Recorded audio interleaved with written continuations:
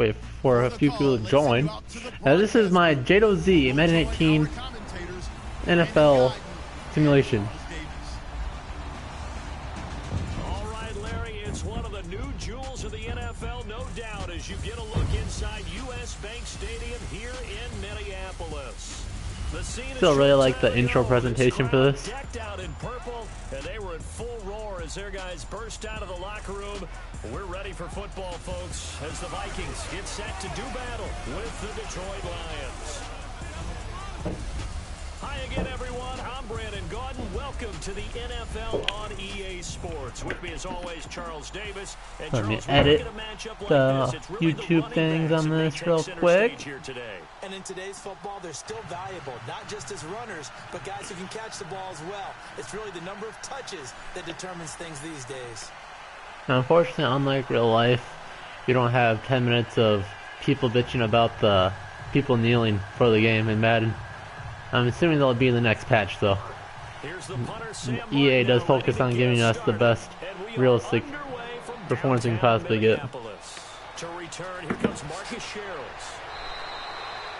And right at the 25 as the Vikings begin their opening drive. So here's the Viking offense making their way out. They'll be led out by their 6-year quarterback from Houston. As you see, Case Keenum is starting this game. I made the choice that our boy Case Keenum is going to be starting this game, so I'm going to make sure he's in the simulation as well. But if you got a guy that you want on your ball club that understands your offense through and through, Case Keenum will be that guy. Case Keenum will be that guy.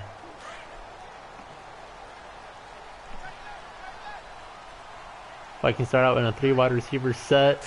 I was thinking about giving Diggs and Thielen a buff for the game, but I didn't feel like changing anybody's stats. He's going deep, and Keenum overthrows him by 20 feet. Keenum made that throw last week, and I don't think Madden will let him make those throws this week because his stats in this game are just god-awful. Another guy I was thinking about giving a quick buff, but I didn't think it was fair. No, there's really not, and I don't say that lightly because they signed Latavius Murray in the offseason with the idea that he would be the lead running back. What's up, Damien? But when they And Connor? drafted Dalvin Cook and he seized the job in preseason, remember Murray battled some injuries in the offseason. He's not getting it back now because I believe Mike Zimmer, the head coach, And blitz down the first down, takes about half the yards, bring up a 2nd and 6. 4 yards on the completion, and it sets up a 3rd down. And the starting crew defensively for Detroit. Let's take a look at the veteran strongman Haloti Ngata. This guy has been used in his career up and down the line of scrimmage. Now settling a little bit more as the base defensive tackle, maybe even a nose. Hard for people to move. Takes on 2, sometimes 3 blocks in any given down. And guess what? That frees up other people to make tackles. 3rd and a big 6 in the opening drive for the Vikings. This is 3rd down and 6. 4 wide receivers. The Diggs in the short slot. Thielen to his right. Keenum in the podcast. Time throws it deep, wide open down the middle. Jerry's right. All the way past the 40 to 37. Enemy territory across the 40. They chalked that one up as a gain of 34 on 3rd down. Really? Really? Did we just see that? Really? Did we just see that? I think we saw that. To pick up a 1st down. I was going to say on 3rd down for the defense, it's one thing to give up a reception. You just got to shake your head on a one-handed catch to pick up the 1st. What do you guys think about Jarius Wright? A guy that caught a touchdown last week. I made a joke in my game review that who is this guy? He was so productive in his rookie year, then kind of went to the wayside a bit. And now a 1st down following that long gain.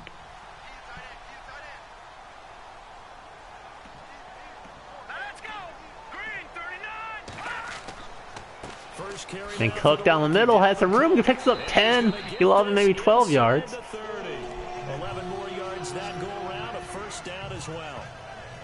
I remember the first time I saw Dalvin Cook play in college. I was watching him on TV, called a scouting friend of mine and said, "Who is this guy? He's special." And he said, Dude, you're watching a home run hitter on the field. Yeah, he was special in Tallahassee. Left Florida State their all-time leader in rushing yards and touchdowns. Offense comes to the line now, 1st and 10. Don't mind me, I'm just trying to get the rest of the YouTube thing set up.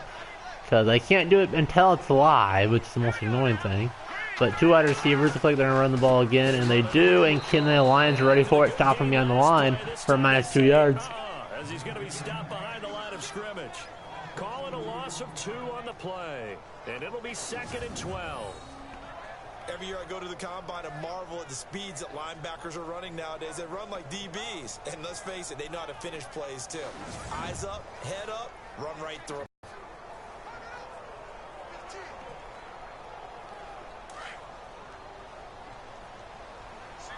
There, I think we're ready to go. Yes, I do look at the chat, Connor. I was just getting everything's looked up as we do a swing pass to Cook to pick up a few yards. It's like 3. And they're going to face a 3rd down. Oh, the Vikings always kind of struggle with those little shifty wide receivers. Like they saw something on tape, or they just have a sense with him. I don't know if they'll put a Rhodes on him, because I think Rhodes matches up better on Marvin Jones. But I do agree that shutting down Golden Tate's probably the biggest key at shutting them down offensively. But if we can make them one-dimensional, take out their running game, and let our pass rush get into them, I think we'll be fine. And on 3rd down, a nickel formation here defensively.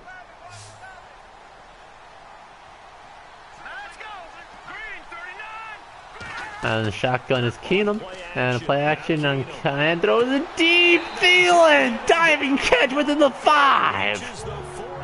Detroit legs go crazy.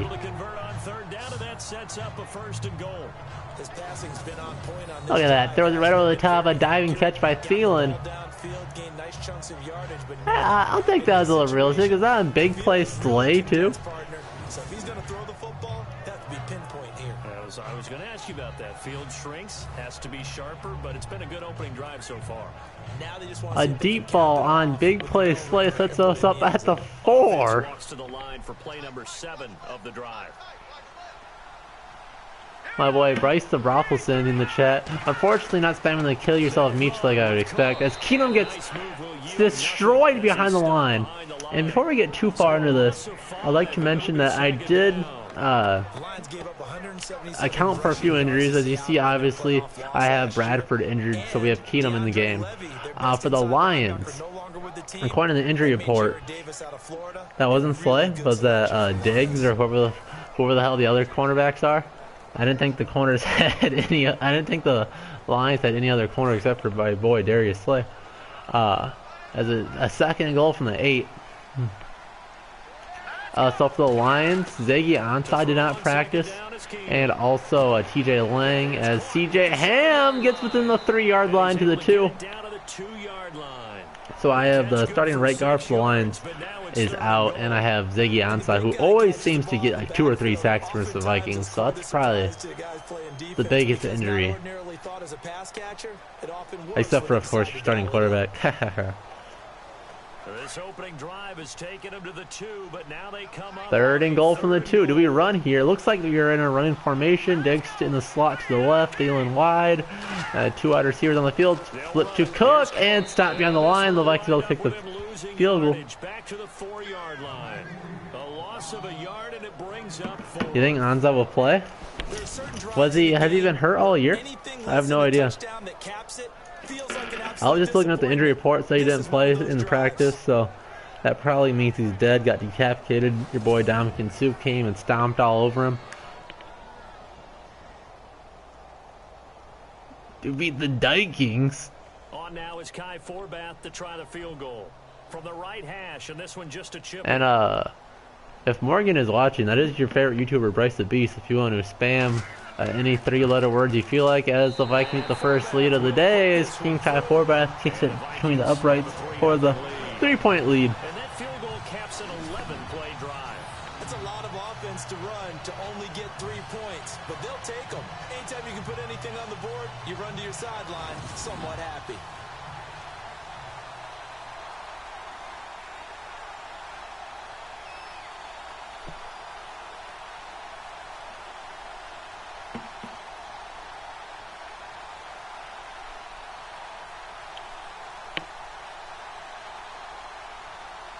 kind of wish I had a fast forward button through all this little middle nonsense to get it going. Have like a little commercial break cut through it and we can get to the next play. But Madden wouldn't ever want to do a good actual simulation style format. And boom! The Lions' first offensive drive is up, and Washington from his 5 gets stuffed at the 25.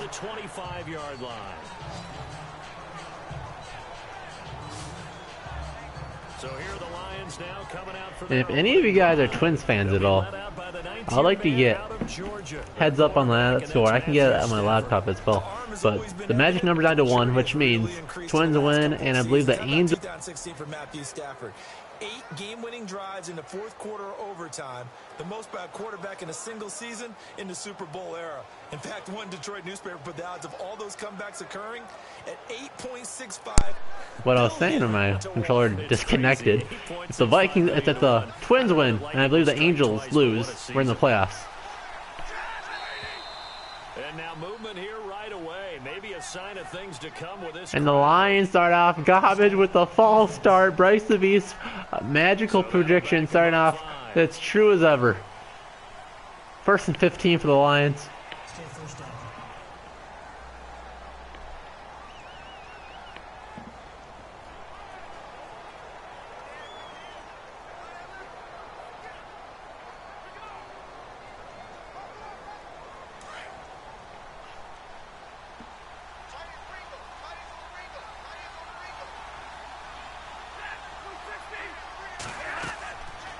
And Stafford on the drop. He got hit as he throws. Drops to Abdullah. Picks up the first down. I eat my words immediately as the false start was all part of the line strategy the entire time. Abdullah wide open, a little screen or a little drag route. I'm not really sure. Couldn't see what the play was going.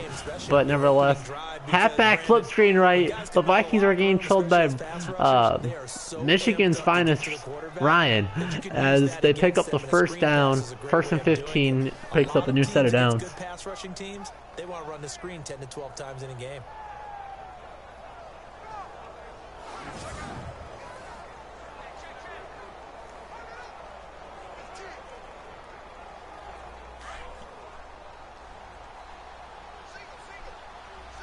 Lions come up, 3 wide receivers. Matthew out of the shotgun. Abdullah lines up in the slot to the left. The Vikings blitz and picks up a nice catch by the rookie Galloway. The 6'4" rookie. Wolf Reza, I knew that was your plan. I see Zach Kieran is filling in for TJ Lang at right guard, the ex-Viking interior lineman, who I believe was a borderline practice squad dude, his backup player. 30th in the league in 2016. They went out and signed offensive guard TJ Lang and right tackle Ricky Wagner. Why did I say the Bucks would win? Because I'm stupid, I guess. I thought they had more mismatches, honestly. With Deshaun Jackson matched up on Trey Waynes, it scared me. And I think somebody cranked the hell out of these flags in Madden 18. You get flagged all the time. I said they'd win because Deshaun Jackson just matched up against our corners way too good. I thought Rose was going to shut out Mike Evans like he did, but I thought Deshaun Jackson was going to run up the score, which we kind of contained him. And I had no idea that Case Keenum was going to be Pro Football Focus's number one quarterback. I did make fun of myself quite a bit though in my game review. So.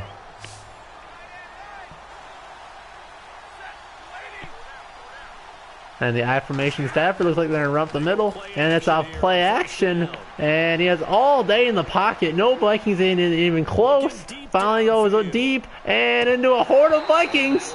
And it's incomplete. Illogical pass right there by Stafford. Throwing it up to Marvin Jones. In triple coverage. Couldn't pull that one in. Keenum would be actually useful. And he was more than actually useful. He was actually the god of the NFL. The absolute best.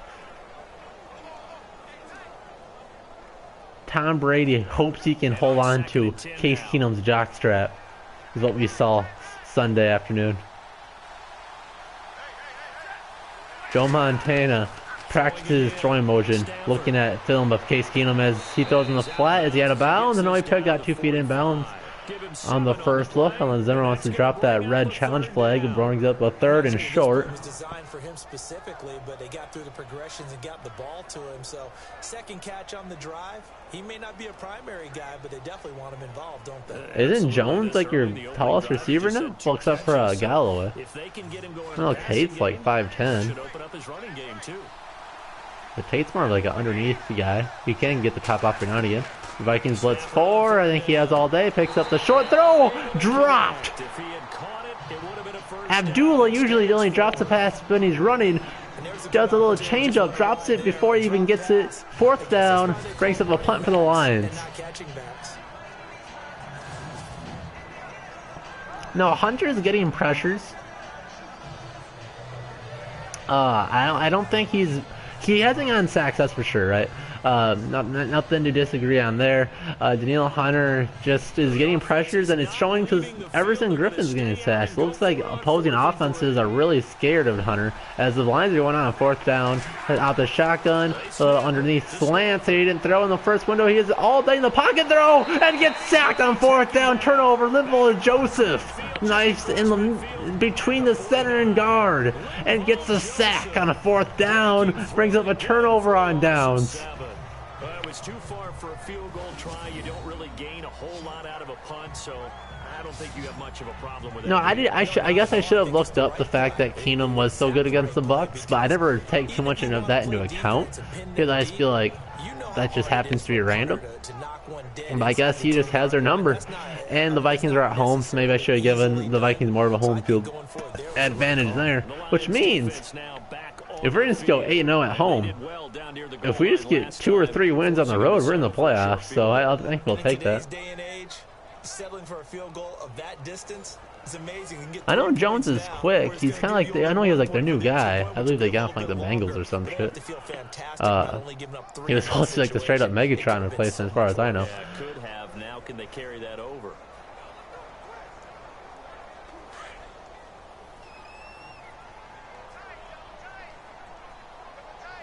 Going 3-1.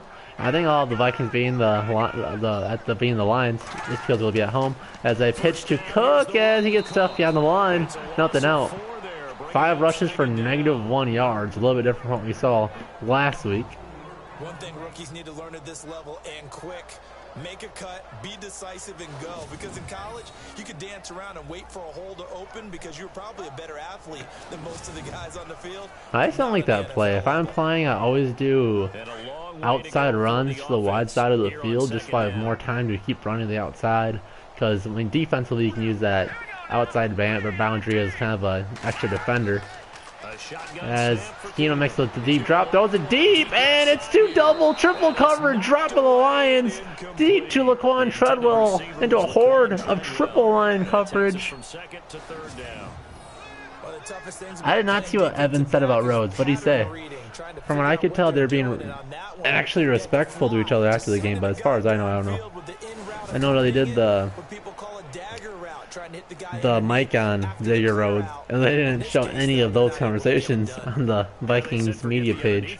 3rd and very long here. The Vikings look like they're going to squander the turnover on the Lions. 2 wide receivers in the game. Rudolph on the right side of the line, and it's like McKinnon in the backfield. They fake the dive. Keenum has all day, throws it. Treadwell complete for the 1st down to the 20-yard line in field goal range. And a nice deep throw to Laquan Treadwell. 31 yards.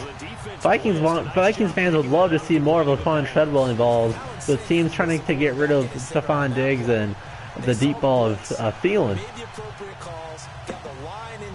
Because now they know there are going to be extra guys coming at the quarterback, so they got their assignments down pat and kept them away from him, and he's able to step up in the pocket and fire one now for a really good strike. Clock rolling as we hit the midway point of this first quarter. Now, I thought Matt was going to dick the Vikings in this with giving how bad Keenum's Madden attributes are. Is Keenum spins away from Casper when he had the Golden Gate Bridge of green grass in front of him, spins into a line to get tackled for a 2-yard gain. He could have went all for at least 10 yards there, but instead he spins straight into the horde of Lions, gets tackled, and now we're at a 2nd and 8.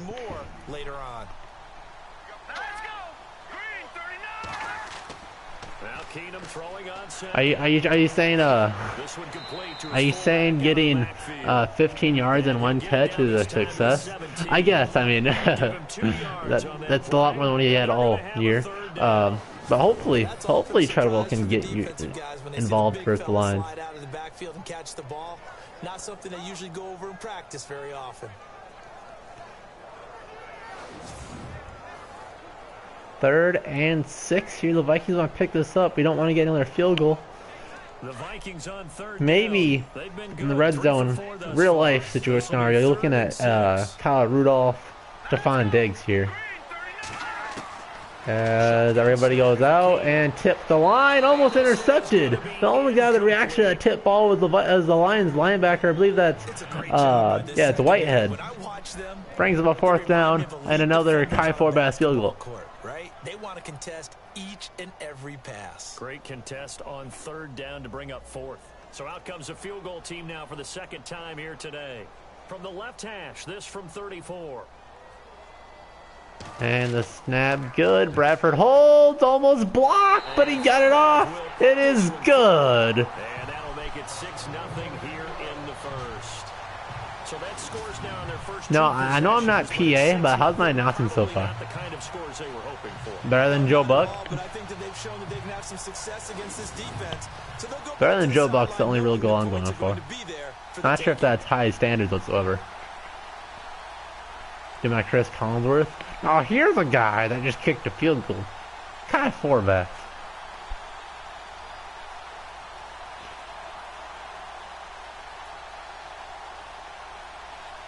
And for those just joining, the Vikings, of course, got 2 field goals by Kai Forbath.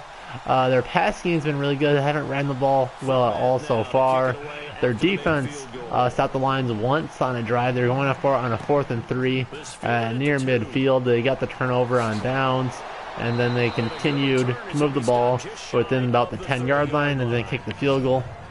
As the Lions will start this drive at the 29, Matt Stafford marches back on the field looking to put points on the board for the Lions. That last drive went for it on 4th, turned it over. A good job by their defense, though. They held them to 3, but this offense, they've got to be a little bit better, a little bit more careful here.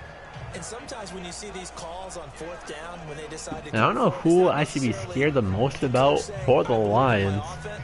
As I was working on recording my game preview before this, I was gonna wait to do like the fine detail work until after this game. I was gonna look and compare like who their best players are in Madden, because that's a decent way to start it. As there you go, play action on 1st down. The blitz is coming. Sack! It's Anthony Barr from the strong linebacker spot. Knifed it on the outside of the offensive line, picking up the sack, the 2nd sack of the day for the Vikings. Stafford scrambling to his right, couldn't escape the blitzing Anthony Barr. Suddenly, he was there. Yeah, blink of an eye, that happened fast, and a big sack.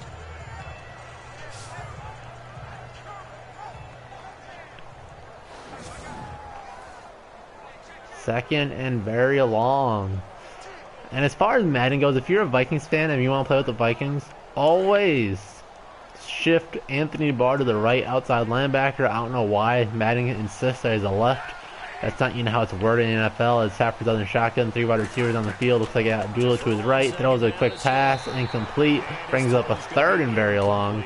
Had Tate matched up and Trey Waynes didn't want to take advantage of that deep ball for the instant pass interference call. Instead throws a little curl route about 6 yards past his wide receiver for a 3rd and long. Just a play away from getting the football right back, but it's a big play. They've got to hold up. 3 wide receivers on the field, 2 running backs in the backfield, maybe max protection here to set up some deep balls. But only 1 goes in the pass route, 2 go, and throws it deep wide open is Golden Tate to midfield. Golden Tate, the slayer of the Vikings last year in overtime, jumping over Xavier Rhodes for the game-winning touchdown, bangs up a big first down here. That's the second third and long that the Lions got, cutting through the middle of this Vikings defense. And strike like that, have explosive plays. That's often the difference in winning and losing. Those types of plays that can knock a defense off balance, that'll drive a team towards and if he can get KYS Nathaniel, because he'd rather go bowling than watch my live stream, that'd be very much appreciated. So big play. Let's see if they can catch their defense maybe on their heels. You got to shut down Tate. Absolutely right. The Vikings blitz. Kendricks gets stopped. Looks like holding it on Danielle Hunter, but then Kendricks gets up, finishes Stafford, throws him to the ground. Another sack, bringing up a 2nd and 15. This might all be the Lions' plan. I'm starting to feel for that quarterback back there. I mean, you know me. Normally, don't have a lot of empathy for the QB, right? In this case, feel the same way, Jacob. I think we still win with Keenum. And to think there's still a long way to go. I think Stafford, or if Bradford's in the game, and I think we win by 14 or so. It'd be a close game regardless. These division games, the Vikings rarely get blowout wins. But we're at home. Our home field advantage seems to be off the roof. As the Lions march on the field with 3 wide receivers, Abdullah behind Stafford as he lines up under center. And they will run it to Abdullah and get a nice gain. And he's going to pick up the first down. Abdullah juked out at Andrews and Deho. I'm not sure if that happens in real life. Andrews and Deho has been borderline spectacular as the secondary safety play. He gets overshadowed because Harrison Smith is so good. But Sendejo got juked out, gave him extra 5 or 6 yards to pick up the first down. The only thing, Jacob, is that the Lions, unlike the other couple of teams we played, don't have that just one stud receiver. They have 2 solid receivers, and Galloway looks like a solid number 3. So I don't know if we have a good matchup for Golden Tate. So I think he'll still have a pretty good game as Stafford's on the shotgun, runs to Abdullah, picks up about nothing. Give him a couple on the carry there, 2nd and 8. That call makes sense because they've been throwing it. I would love for Tremaine Brock to knock that rest of his rust off and come in, because he's probably the best matchup we would have on Golden Tate. But I kind of like Mackenzie Alexander on him as well.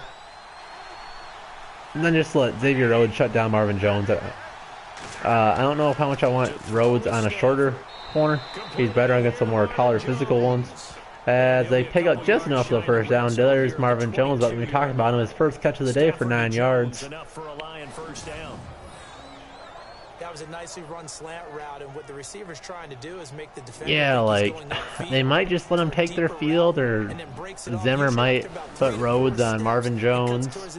It'd be interesting to see how they play that, but I wouldn't mind if they. I really wouldn't mind if they just do single coverage on the outside guys. Let Mackenzie Alexander, shadowed by Sendejo, cover Golden Tate. Make them beat us with their 2nd and 3rd weapons. Nice tackle by Kendricks from -1 yards. Brings up the 2nd and long. Remember, he had the sack earlier. Now a tackle for loss, another tackle for loss. He's really making it tough on the play caller, though, isn't he? Because it's one thing to try and adjust when a guy's disrupting your running game. But when he's messing up your passing game as well, they may have to devote at least a 2nd guy to him to try and keep him away from their plays. So now 11 yards to go for this offensive unit. It's 2nd down. Also checking out the Twins game here. It's the Vikings. Oh, the Twins are losing 0-3. Maybe that wasn't fun. As Linval Joseph, he goes offside by 20 yards. Oh my goodness, I hate when Madden does that. I don't think Linval Joseph has jumped offsides this entire season. Pretty sure our only offsides was the B-Rob one that was stupid against the Saints. Like I said in my game review, probably the biggest play of the game. Subtle moves that get you to jump.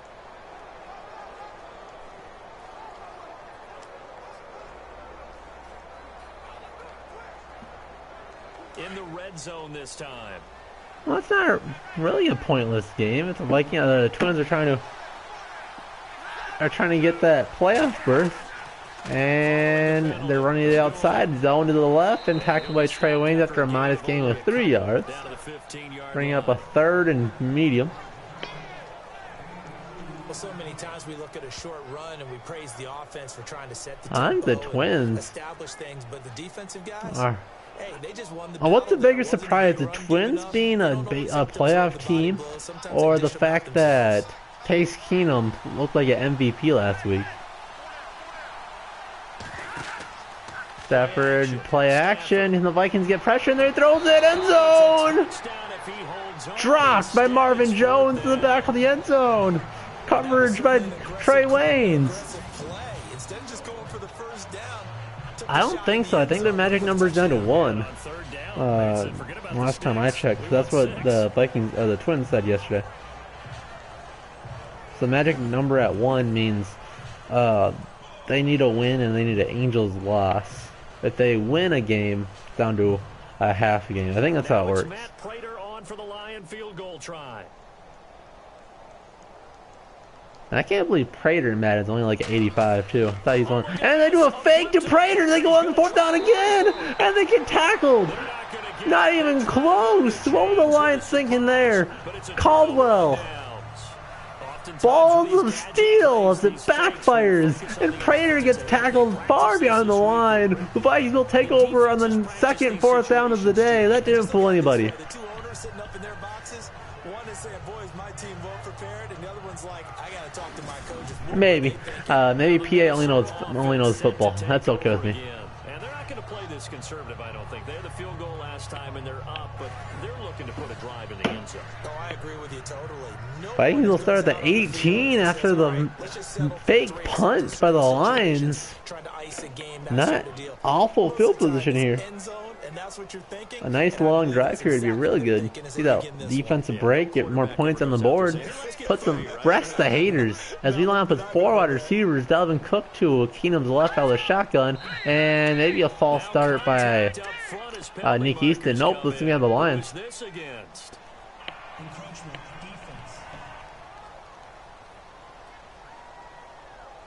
So a jump there defensively. And it's a killer. Watch the football. Don't move across the line of scrimmage until the ball moves.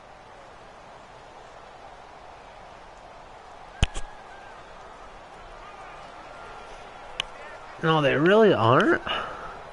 But the way the Vikings played last year, I'm not going to think the Vikings are that great until like week 6. I don't want 5-0 miss the playoffs again. I know we can't do that this year, but just the same idea. I don't want our expectations to go sky high like it was in the 09 year. As my God, Dalvin Cook can't get anything going. 27-24 in real life, I like it. I might do something like that for my preview, but spoiler, I'm going to say the Vikings will lose. Just because I've been wrong every single time this year on the wins and losses. So I'll say they'll lose in my game preview, so we'll guarantee the win. I'm doing that for the W. As 2 receivers are in the same area, but it's caught by Kyle Rudolph.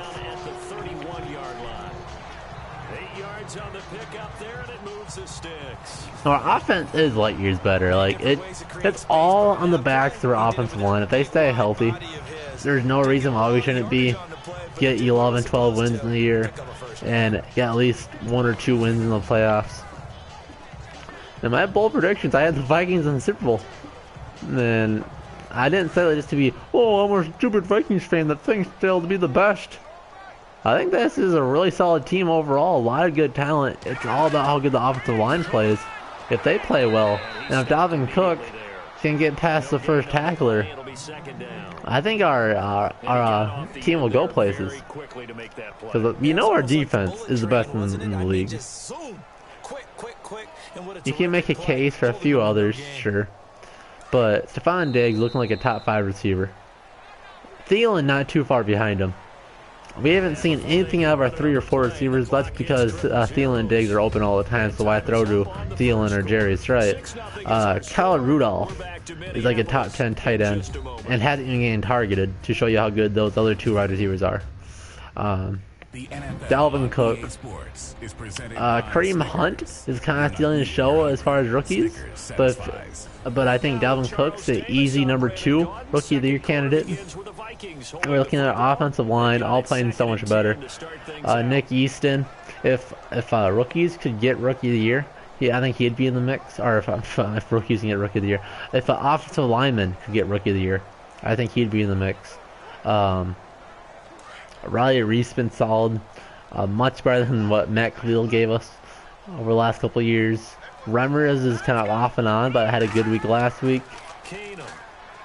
And then play action. Keenum has time, throws it down the sideline, and it's Diggs. That one goes for 24 yards. I don't think Madden looks too bad, Gary. I think the graphics are one of the better parts. The on-field graphics is solid, but I do agree that some of the old games have something better in them. Like I like the old franchise mode in like Madden 5. Yeah, the EA radio show. They had like their own in-game. There was like only like 5 or so pre-recorded radio show segments, but they're all super cool. Now it's just generated Twitter feeds where it's all the same bullshit with just insert names.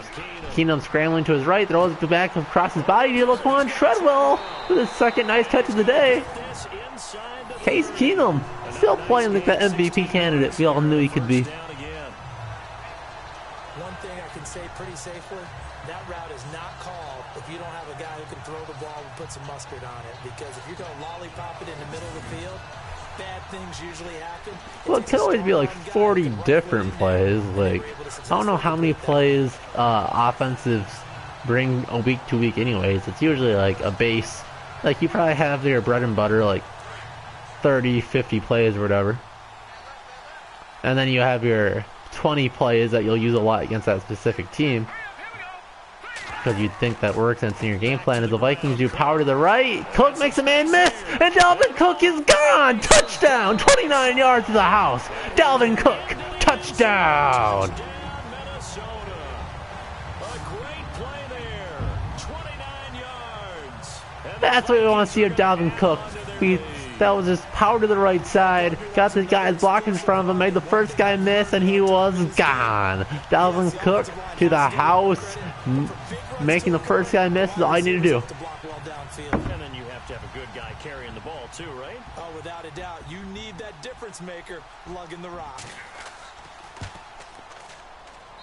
And he's got it to make it now 13-0. So the drive there took 6 plays, and it's capped off by the touchdown run coming from Dalvin Cook.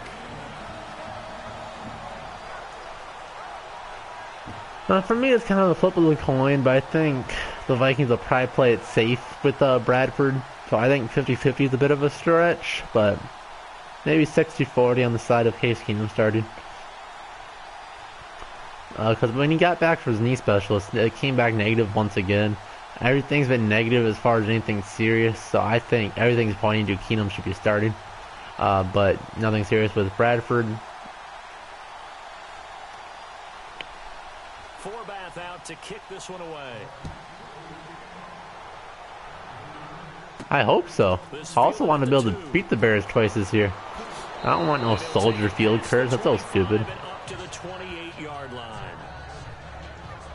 And now let's look at the quarterback, Matthew Stafford. And by the way, before anybody thinks I changed up sliders or something to give the Vikings a better advantage, that was his 100% EA generated All-Pro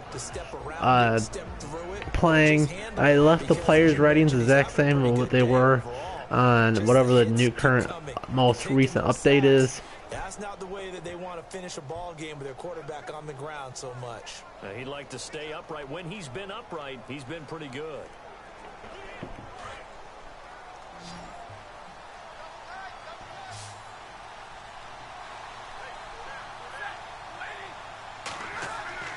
Now a play fake here on first. And it was all day in the pocket on play action. And now Everson gets after him, throws it deep. And double coverage, and it's bobbled by about 3 people. First Sendejo, and then Jones. Then it hits the turf incomplete. of the football. I'm telling you, it's almost 11 to the ball on every snap. Another nice job there to force an incompletion. So the incomplete pass brings up second down. Now I want to give a question for chat.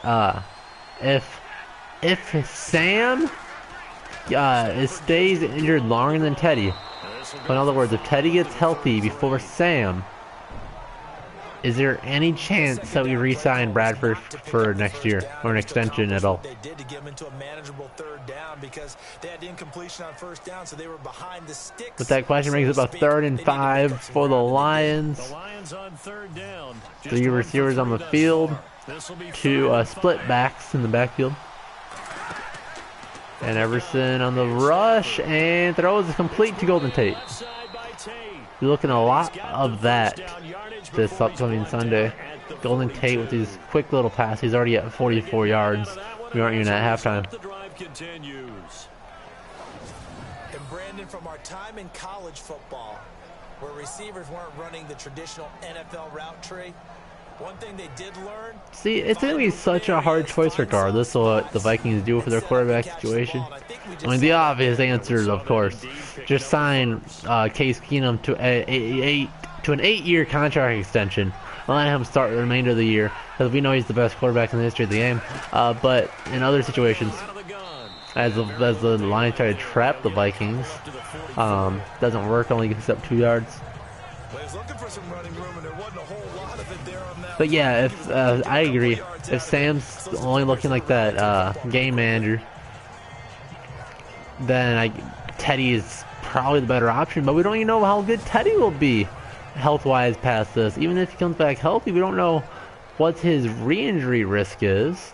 You know, these players that come back after these surgeries, there's a pretty good chance that they'll get injured again.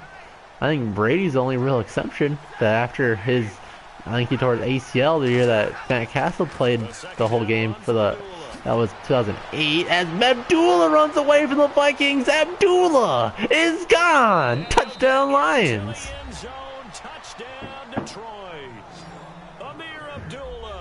I'm not sure if that happens in real life either.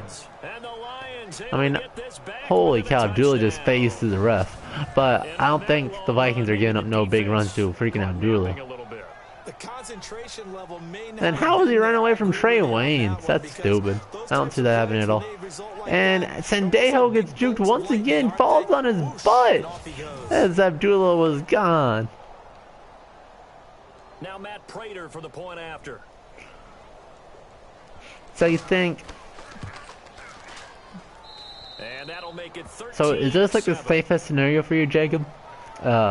If even if we make the playoff, Bradford comes back, he throws for an average of like say 240 yards a game, 2 touchdowns, 1 interception, and so nothing spectacular, but good enough. But you don't want to take a chance if he's too injury prone. So what you would do is let Bradford go to the Jets, right, and then roll with Teddy, but draft like a 3rd or 4th round quarterback for a decent insurance policy just in case. Martin the punter now out to kick it away. And Sherrills with his... Oh, Sherrills gets decked at the 22, hangs on to the football. At the 22-yard line. The Vikings offense now. See, if Bradford's injured though, then his arm strength is invalid because he can't throw the ball if he's on the bench. I mean, I can't really say that Teddy's the more likely quarterback to not get hurt because he's been hurt for over a year at this point. But and we know Teddy's the one that led his team to the playoffs before. He's much younger. You can see the potential's up higher. I'm not saying it's one way or the other. I'm not saying that Teddy is better because, I mean, Sam's got the season record for completion percentage. They do power to the right side again, and now Cook is gone again. And picked up 10 yards. A nice run on a 1st down. Cook looked very rusty in the 1st quarter, now picked it up in the 2nd. At this stage of the game, the run-pass numbers are a little bit out of whack because most of their yardage has come through the air. But in a sense, that just sets things up for big runs like that because the defense might be a little bit off balance. They pick up another first down with that run. Yeah, whatever the case is, I just want the Vikings to make a sure call and let one guy be the guy. And Cook gets stuffed at the line. See, I feel bad for Teddy because his potential was looking real good. The air was pulling up. He was looking real good that preseason and blows his knee out. It looked like he was working on those deep balls. They looked vastly improved. No, you're actually counting on your big boys to protect you from them, but on that play, the defensive tackle... And I think it's safe to say that Bradford let us down a few times last year. Did did Teddy let us down before too? Yeah. But he also won a few games for us too, so yeah, and get and take. I like the leadership of Teddy better than Sam. But maybe you just don't see it as much with Sam. And that time we do indeed a big hit for a loss.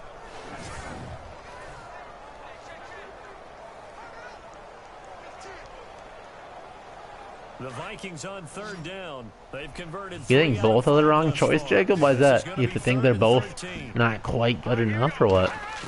Third and long for the Vikings. Case Keenum has time in the pocket and throws it. Got it to Diggs. Did he get his feet in? Yes, he did. Stephon Diggs on a corner route. Beating, with that big play Slay on the outside.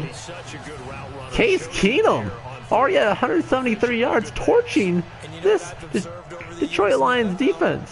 The better a route runner you are, the more confidence your guy's going to have in you to go to you in important times because he can trust you being in the right spot. Yeah, I agree with you, Ryan. I hope that too. And Caldwell drops the challenge flag. As he went out of bounds. And they have to make sure that the receiver got both feet down in bounds as well. That is the Vikings way, Jacob. I really hope that's a catch. I didn't really see the replay very well. But in real life, Diggs catches that 10 out of 10 times. Except, of course, when he just lets out drops it. Aw, screw off. Well, that's stupid. I mean, it's the right call. I'm not complaining about that. I'm complaining about the Madden physics that Diggs wouldn't get his 2 feet in bounds. Ryan Quigley, fifth-year man from Boston College, in to punt it away. That is true, though. First time this afternoon. We finally have MVP caliber quarterback, and then Dante gets hurt for the rest of his life. We do get lucky and we get the one last good year out of Favre. So that's pretty hype. We were excited about Donovan McNabb. We learned very quickly that we shouldn't have been. I think we're kind of thinking that Christian Ponder was hopefully going to be like an Alex Smith type quarterback. He ended up being a garbage bin type quarterback. Hope that as far as Jackson and Joe Welber and Mike Vick 0.0 end up being garbage. You like that one? And another false start for the Lions. And a flag down. Looked like one of the Lions linemen might have moved.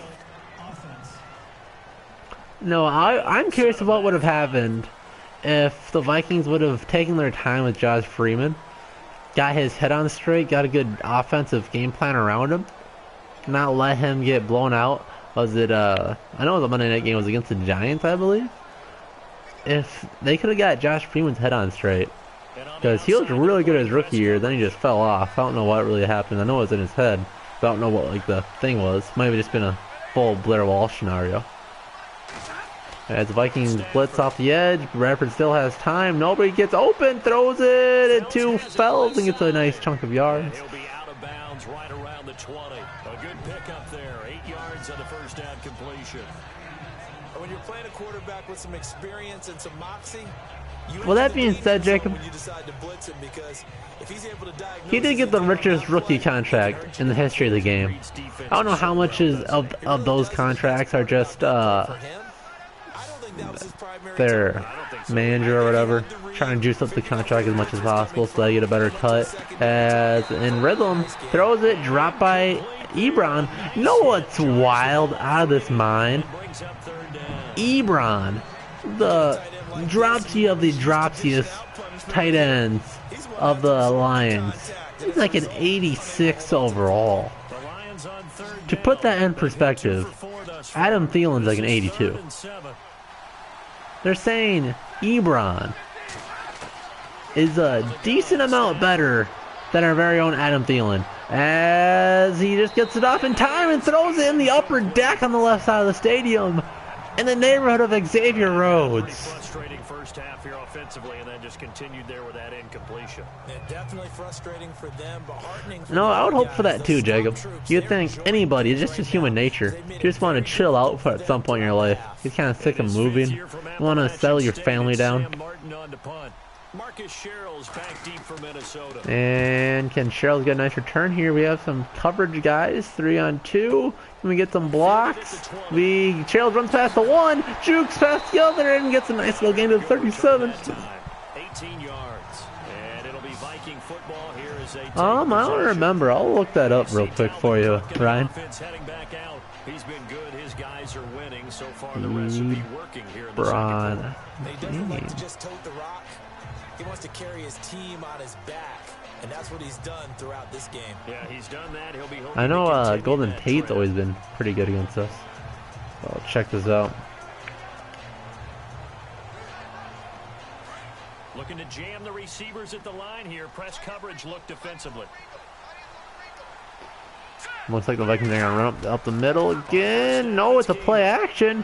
He has all the time in the world. Throws a strike to Diggs. His feet are in bounds that time. Another nice throw by Case Keenum. We're getting this across midfield and just shy of the 40. And a nice gain of 21 yards. So on that play, defense was in the zone. They ran a crossing route offensively, but All right, game by game stats for You certainly do, and it's not Eric something that's Ebron. really evident when you watch it on the screen. But on the November 6th game when he beat the Vikings. He did get 7 receptions and 8 targets for 92 yards. So yeah, he was really good against us that game. But the second game, the Thanksgiving game, he had 1 target for 0 yards. So on average, and then make the tackle. Keenum now on first down. And no escaping this time as he'll go down. They got him. as Keenum gets sacked. As I drop my controller, my mic comes out. On average, about 45 yards. But yeah, Ebron did have one really good game against us. To adjust and account for that. But what you're hoping is that you Hopefully, figure out our and you see boy and Kendricks clue that can maybe cover him there's better no than he did last year. decisions I that think match Kendrick's up. You cover change skill the just got offense better. schemes. Maybe go to max protection. The biggest one's So I think that's kind of running back in to Ebron's try and nature, keep you though, clean. because he has a ton of talent. He has like Vernon Davis type ceiling, but he also likes to have not on a big bucket of buttery popcorn in between downs, so he has a hard time catching the football.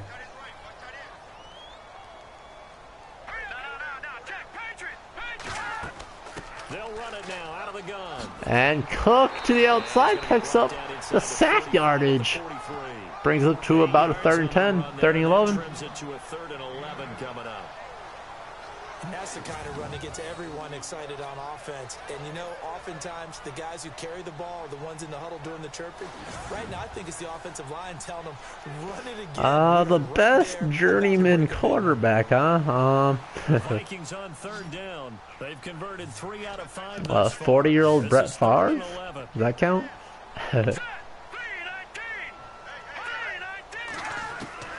But yeah, that's kind of the point of them being a journeyman. As Keenum has time, throws it incomplete. The best receivers we That's the point of them being journeymen. If they aren't, they kind of get thrown to the wayside right away. Well, guess what? That's exactly what happened on that play. Normally, they time it up pretty well. And Bradford's just a weird exception. And it's kind of bad luck for his way. On for his second punt. He'd take a repeat of his first. He gets this one. I mean, other notable journeyman quarterback that are at least okay is Matt Castle. Just outside the 20-yard line. I mean, he went to a Pro Bowl with the Patriots, huh? He was okay when he was in the Chiefs, kind of awful when he was with the Vikings, but we didn't have a ton of good weapons around him. Needs a little bit of help, and I kind of equate it to a basketball game where you have the big score, and sometimes your strategy is, okay, he can go ahead and have all of his points. Let's hold down everyone else, and that's the way you win the game. And right now, he needs everyone else to start scoring, quote-unquote, as he's been. Yeah, and he's hoping to keep it close so maybe they can keep it on the ground, not start to go through the air as much.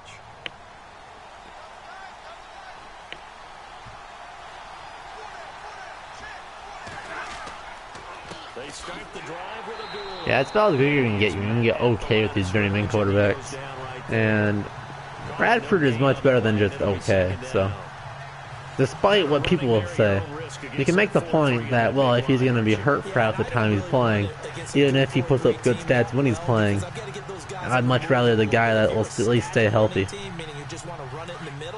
You may have some trouble against good defensive tackles. That's what we just saw in that play. No gain. Well, yeah, of course. I mean, the only reason Keenum is kind of like Jesus, you know. He goes wherever he wants and makes miracles. That's Case Keenum. They got 18 yards out of that one, and it gets him a new set of downs. Lands in the Arctic tundra of Minnesota. Obliterates the Buccaneers in the process. He spends most of his career as a backup quarterback because he doesn't want people to see. They don't want people to see the legendariness of what is Case Keenum.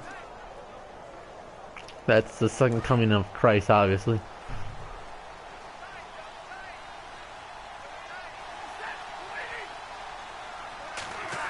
And Stafford runs another one to Abdullah.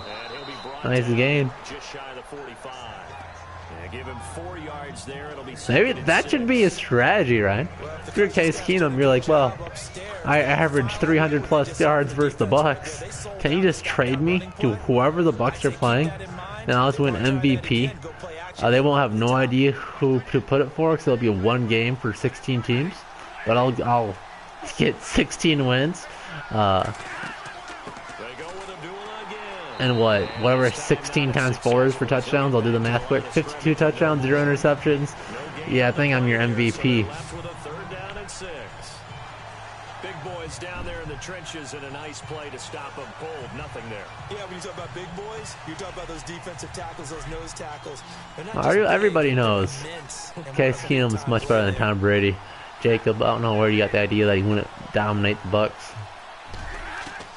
I would have said that in my game preview, but of course I would have just been, why would I need to say that? Just be redundant. As the Vikings stop him on third down, of course, probably another fourth down fake punt is what the Vikings should be looking out for.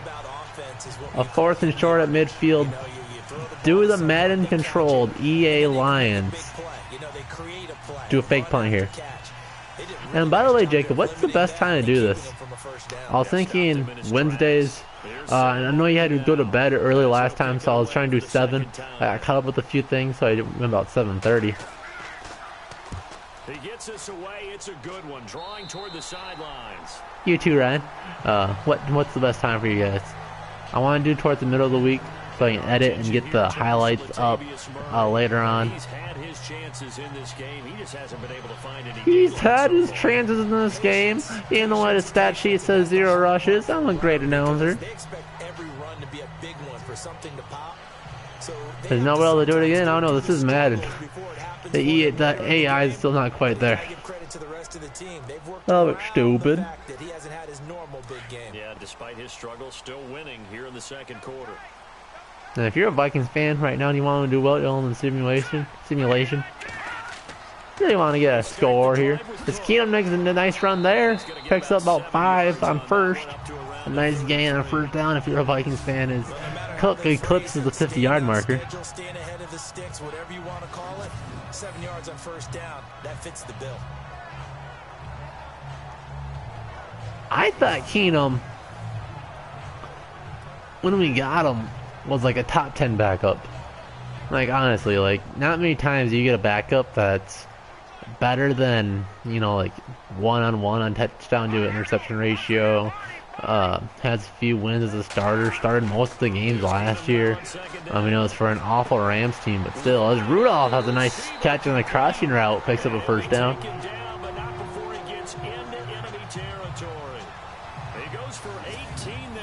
Thursday's the best for you? No, I could do these simulations instead of instead of Thursday Night Football. Probably much more entertaining. But thanks for watching, Jacob. If you want to get your lady softball girlfriend here, she can watch this too. You can watch some JDZ and chill. I'm okay with setting you up.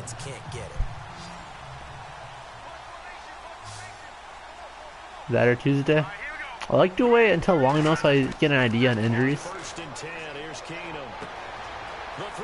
And now they're nice catch by Treadwell. As you go down to the sideline, go to the 20-yard line. Laquan Treadwell lighting up the scoreboard. And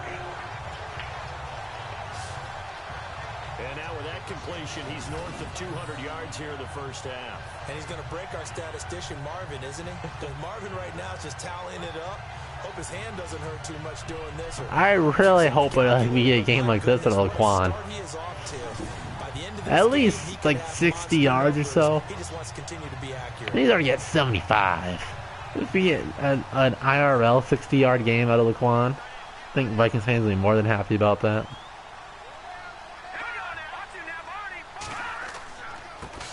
Keenum hands it up to Cook for a gain of a couple. 2 yards on the carry there. It'll be second down. That's a good play by the guys on the defensive side of the ball. Held them to a gain of 2. And that changes the playbook a little bit now for the guy calling plays. 2nd and 8. Now he's got to probably think about going to the air instead of maybe staying with the ground game. Really hope they run some of this clock out too, so the Lions can get a touchdown before half. They power to the right side and stuck on the line. Down only to the 18. Just a gain of a yard there, and now it'll be 3rd down. You know, that is the greatest night imaginable, Jacob. Not only does that make the clothes come off, the Vikings on 3rd down. They've hit it 50%. since all the touchdowns are getting scored on the simulator, you don't have to worry about pregnancy at all.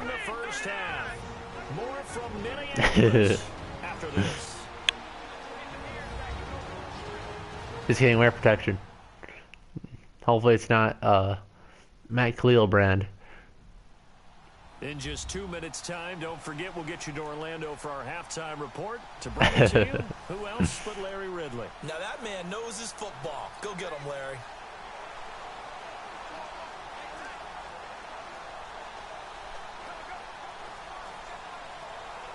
Well, legend has it, my sweet commentary voice has taken more girls' clothes off than Prince songs, so take that for what it is. As Keenum has time, throws down the middle, intercepted by Diggs. He threw it the wrong Diggs in the end zone. That's the spark the Lions needed. Brandon, this is why golfers do their best to never count a score in their head before the ball goes in the cup. This looked like a slam dunk for points on this drive, didn't it? Instead, they throw an interception, and they're going to come away empty.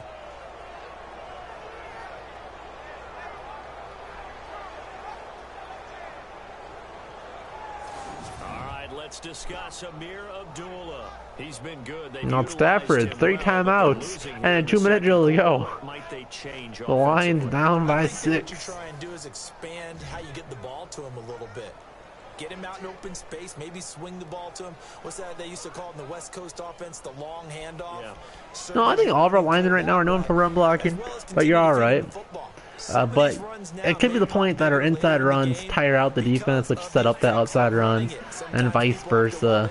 Defenses could blitz safeties on the outside to get that containment. It's not too hard to stop runs to the outside, so it's setting them up with those 3 or 4 runs down the middle. That also sets up play action more, because you don't really do much play action passes on outside passes, like fake pitches or whatever. But yeah, I would be okay if we put Murray in the mix more, but Cook's been so good that it's hard to argue against either way. Now I want to see the Vikings get a turnover here.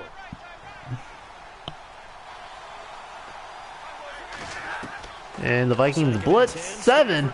And Galloway picks up the first down, throws behind the blitz. And he'll get it up near the 35, right at the 34 here. All right, see you, Jake. Have fun getting lucky. And Abdullah wide open and tackled out of bounds, pushed out of bounds by Trey Wayne. Vikings blitz, so their outlet man Abdullah picks up a nice gain on third down. NFL described as a space game. Get your best players into space with the football in their hands. That's why sometimes you just swing it out to your runner, get him out in the flat, and let him have a chance to make people miss an open field.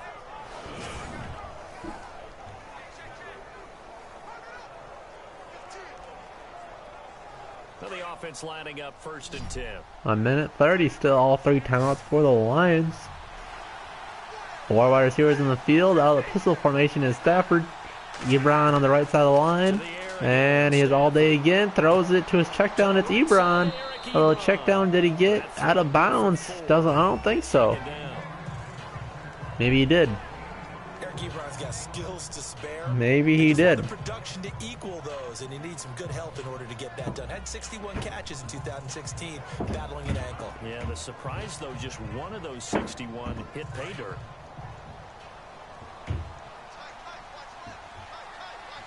Now 3 wide receivers on the field. Abdullah to his left, Ebron to his left as well. As everybody goes out, the Vikings gone. Everson's getting close, and nobody gets it off. Out of bounds after a 1-yard catch by Abdullah. Do they review this one? Usually in Madden, that one goes incomplete. Really doubt a running back catches that, but it's a 1-yard catch, so who really cares? Who was a receiver on the play. He's been spending time in the receiver drills getting his feet down. Well, those guys out of the backfield, they got to be good, agile with their feet. He showed the agility there with a toe tap. No doubt about it. It's like he'd learned a ballet school. 3 receivers on the field. Same setup as Reddick. Stuffed on the line as the Vikings look at the ball back. Yardage back near midfield at the 49.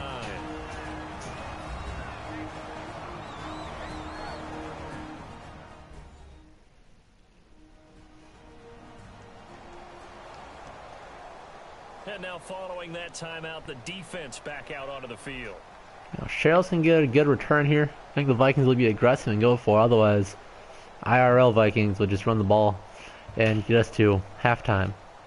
The Vikings would start with the ball to begin the half, so they will have to kick the ball off to begin the second half. Here's Sam Martin now as he's on to punt for Detroit.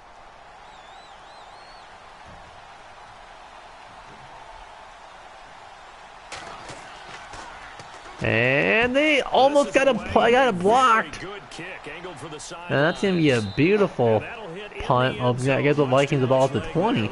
This is kind of a borderline one, where I think the Vikings could be aggressive, but it might be a thing if they go out for on first down, stuffed, or they get sacked, or it's incomplete.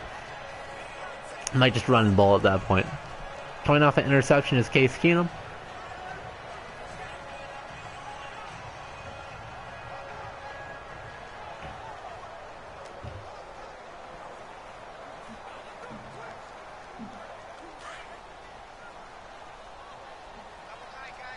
And the Vikings line up with 3 tight ends on the field.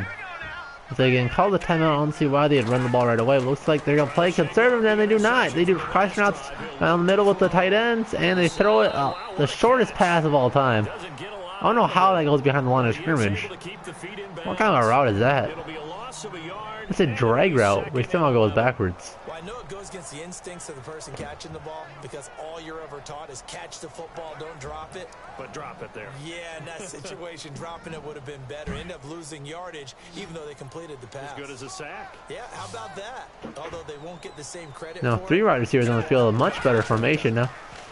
As throws a little short pass to Diggs, will pick up 5, but it'll be a third down. And then the Vikings will call a timeout. They're going to be aggressive here. Timeout here by the offense, as he'll stop it with just over a minute to go before halftime.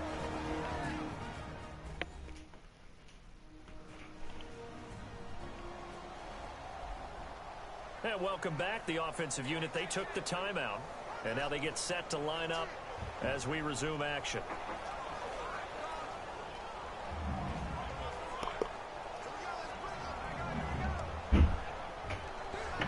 Blackjacks.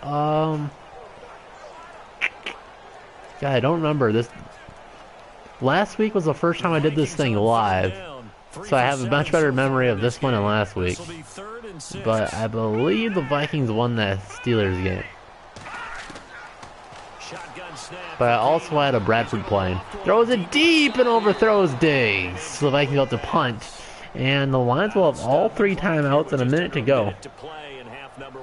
And Blackjack, just like I was asking other people before you were here, what time works the best for you for these streams? I want to get as many people in here as possible, obviously. You don't get the completion, at least you've told the defense you're trying to stretch them out a little bit, and they may have to change accordingly.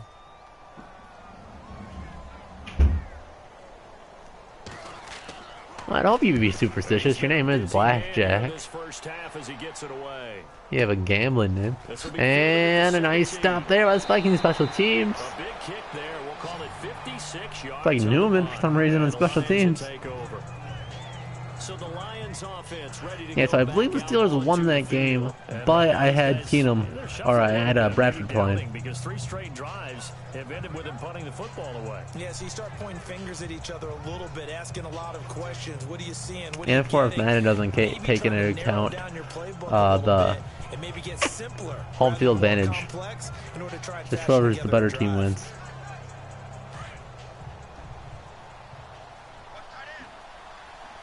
But split back formation, 3 of our receivers on the field. And Stafford takes a few steps drop. No, Ty is all the time fast. What was that blackness in the middle of the field? And a nice play by Newman. Makes him catch out of bounds. You guys see that black hole? Yeah, you see that black hole right on the right side? What the heck? Is that supposed to be a shadow? Let's see if that's still there. That was the weirdest thing. Yeah, it's still there. What is that? Do we have a light out? Right by the 30-yard line. Back to the air. Stafford on second down. I can't even announce. Galloway gets up a nice gain on a crossing route. What the hell is that blackness? As the clock will stop with 37 seconds to play. So after 4, Ryan, yeah, that's what I would do anyways. Anytime after 4. I like 7 o'clock last week. I did 8 o'clock. But I wanted to make it somewhat consistent, so you guys can maybe put it in your schedule if this is something that you would like to do. But I was thinking like Wednesdays or Thursdays at 7.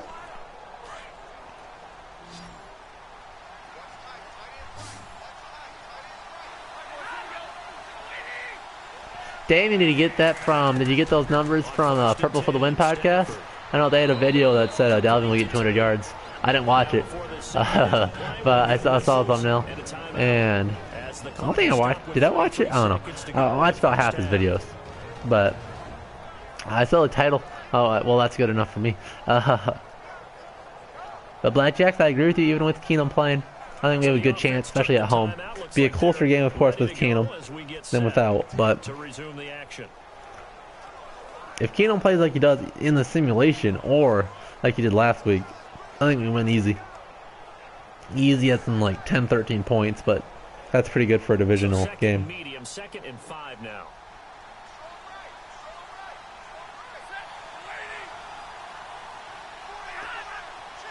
Big 2nd and 5. And for you just joining, the Lions have went for it twice on 4th down. There's a big catch by Golden Tate. It's touchdown after a diving Trey Waynes. That would have been a great catch, but what are you? Oh, it was incomplete. Trey Waynes being actually useful. Would have been a great play if he'd been able to haul that one in. Then we had 2 field goals after a nice catch by Thielen and a nice little drive after a failed 4th down attempt gave the Vikings good field position.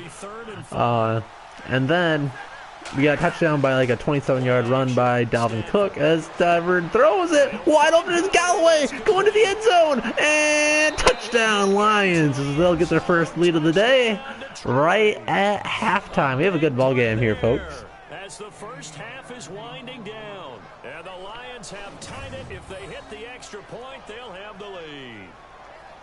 After nearly 30 minutes of football, that touchdown, I can't believe I joked about it in my game review where I was calling Trey Wayne's the best cornerback in the game, whatever.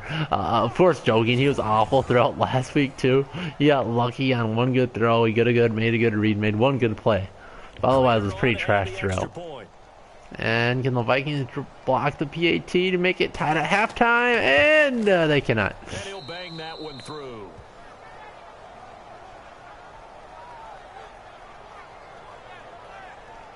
So that drive spanned now, like I do in this simulation, Ziggy Ansah did not participate in practice, so I'm assuming he won't play this week. It's more of a 50-50 flip of the coin at this point, though. I don't have a plan in this Madden simulation. Will he play Sunday? It's going to be a big question. And I think he's worth a touchdown for the Vikings if he doesn't play. Because he always tears up the Vikings offensive line. Maybe he just had Matt Bill's number in the past or what. But he always played very well against us. So I think if he doesn't play, that'll make us look a lot better. And see if the Vikings can do a little magic with 20 seconds left. They do have one timeout to spare. And McKinnon can't do a whole lot. So I think the Vikings take a knee. Call it good. extra yards up to the 27-yard line.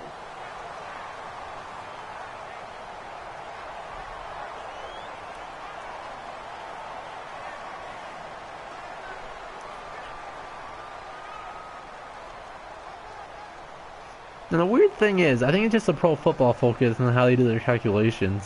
But I think they had him as one of the best cornerbacks last week, which is beyond me.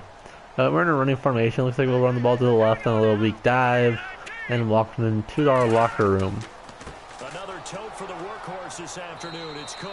And able to stay on his feet. But now they call a timeout after Cook picks up 6 yards. See what's going to happen now. We'll get a whistle, a signal, and a timeout as they stop it with 11 seconds remaining in this first half. And McCann can't take the hits. He just is too stupid to just take a knee. And now we are ready to resume play. I'm at the point where we just say cut McKinnon. we have Murray, who is much better than him at running the ball, and we have C.J. Ham, who's played running back in the past. He can be a little running back fullback hybrid.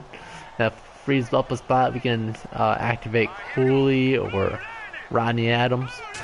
Rodney Adams could be our kick returner, or we could just let Sherrills do it again. Why call a timeout if we're just going to run the ball again? And now we do no huddle. My God, this makes no sense. Makes no sense whatsoever. Madden's ridiculous.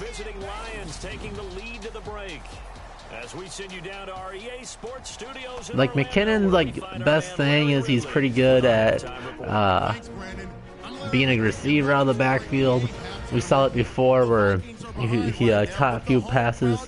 I think it was a few years ago, but he had a nice game receiving. As holy cow, 211 yards for Kate Skeenum. That interception killed us a whole lot, though. Vikings would have the lead if he didn't have that interception.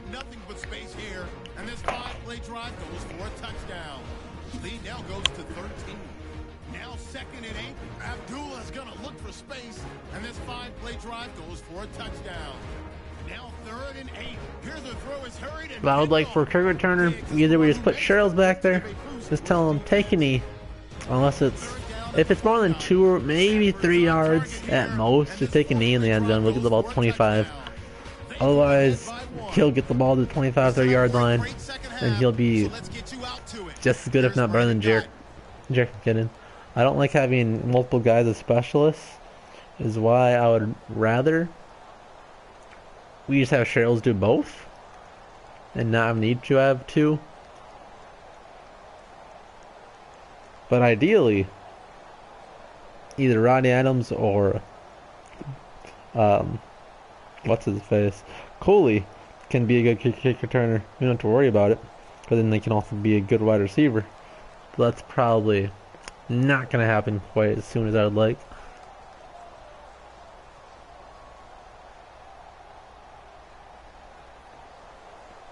Yeah, Adams or Cooley. I think whoever wins it out of practice. I think almost everybody says Cooley did play a lot better in training camp. I thought it was about equal. I think Rodney Adams might have the higher ceiling, but it's really hard to tell. They're rookies. We haven't seen a whole lot of them. I was in training camp too, and I think Cooley made more plays in training camp. But again, I think they're pretty close to equal. Rodney Adams got more touchdowns. Cooley looked more of a refined wide receiver. Kind of depends what the Vikings want. The Lions offense now with a football first here to begin quarter number 3. They have the lead now. They'll be looking to extend that lead. And this is where But what's the worst thing, having a rookie return kicks or having someone that's never really returned kicks before return kicks? It might just be like, make sure that Rodney Adams got his hands under control. He's gonna make sure handing catches. You don't have to worry about him fumbling the ball. I believe he had a fumble in a preseason. So if you don't have to worry about that, I think let Rodney Adams do it. And Abdullah runs up the gut, spins around in there, Kendricks. As Abdullah continues to light up the scoreboard with his running ability. Boy, where would these guys be without his performance on the ground? That puts him over 100 yards now for the afternoon, and I tell you, he seems to be getting stronger as the day goes along.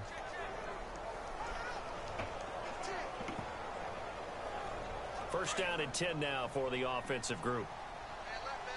And for those that care, don't have to worry about switching the network to FSN. The Twins are losing 4-0. And throws it down the middle, and it's tackled right at the line of scrimmage by our boy Linval Joseph. Linval Joseph is such a beast. Best nose tackle in the game. Don't at me. That runner not getting yardage, a big-time play by the defense. It does happen occasionally, even against the best running backs who are having big days. Yeah, if y'all want to really support me. My starter went out in my car today. I was trying to go somewhere. It's just support the channel. It is a real thing that happen. I don't really care if you guys do anything about it. As the Lions get a nice run. I was gonna go donate plasma like I do. They're trying to show that they can run the ball, protect this lead, give it to the backs, play a little bit and of keep away, click, click, click, click, click, click, click. Card wouldn't do anything. Wasn't very cool. I was not very happy with that. 3rd and 6. This is a big play in the game. Stafford out of the pistol. 2 wide receivers on the field. And throws it to Galloway, who's had a big game. First down on Xavier Rhodes. The rookie's looking real good. That one goes for 13 yards and it moves his stick. He's kind of a mystery to me because I have no idea how good he is. They were in zone coverage there. Do you have to be a little careful? You're losing playing against a good quarterback like he is to not play too much zone? Yeah, you have to be careful about how much time you're giving up. I think it's a good point you just brought up. So maybe if you still want to play zone, you go to a zone blitz scheme. And you can drop anyone out of your defensive front. Defensive end, defensive tackle. It doesn't matter. You just exchange someone to bring more pressure towards the quarterback and still try and cover downfield. And out of the shotgun, running back to his right, he's going to throw to Abdullah again and stops at the line of scrimmage for a 1-yard gain. At the 38. Just a yard on the pickup there, and it'll bring up a 2nd and 9. Nice job by that defensive front there to hold him to a short gain on first down. Well played, I must say. Yeah, only getting 1 yard. There was no room to run. 2nd down following the run.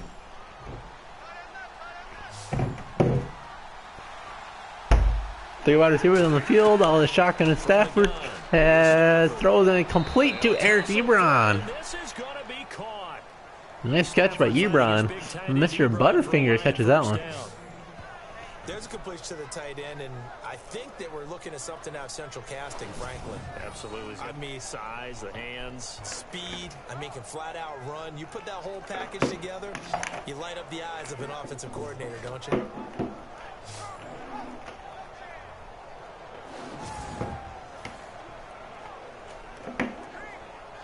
I'm also kind of working on my game preview, so I'm kind of curious what you guys are thinking for the number 1 players the Vikings have to stop on the Lions. I think Golden Tate's probably number 1, and then just making them one-dimensional, stop their run. Of course, is a big one all the time. And apparently, Eric Ebron should be one who we should stop, and Galloway, according to his Madden simulation. He's only at 33 yards, but he's picking up a lot of first downs. How tough it is to cover tight ends, especially the ones running around the NFL nowadays. Makes me glad I didn't make it in that league. I would have had a really difficult time. But now you get to sit up here with me. Yeah, and that's fun. You know, to be fair, I think we'd all be sad if we were a stud superstar receiver. Then we get shut out by Xavier Rhodes. Are you kidding me? Back to the ground now. And stuffed. Another one by Linval Joseph, the animal. Helping Neil Hunter. A 3rd and 1. A big play in the game. Vikings don't want to give up a touchdown here. And that's one of the few times they've been able to contain him. He's had a heck of a game, and maybe he's getting a little bit tired from how many times he's carried the ball. But I always think back to what all those old coaches say. The ball's not that heavy. Keep carrying it, kid. The shotgun is Stafford. They throw to Reddick, and Reddick sets the man line to the end zone and got to the 5. Before he's tackled at the 5. They're able to convert on 3rd down, and that sets up a 1st and goal. Looks to me like maybe there's a little attrition setting in with this drive. It's like this Vikings defense is getting tired out. I get the feeling the defense is getting a little bit tired. And that's Yeah. the last thing they need. The announcers agree with me. At the scoreboard. Not looking good for our favorite team. Backed up at the goal line.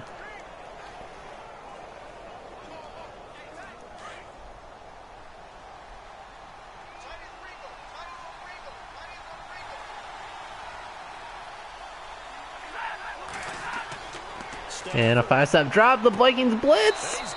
Touchdown, Lions. Touchdown.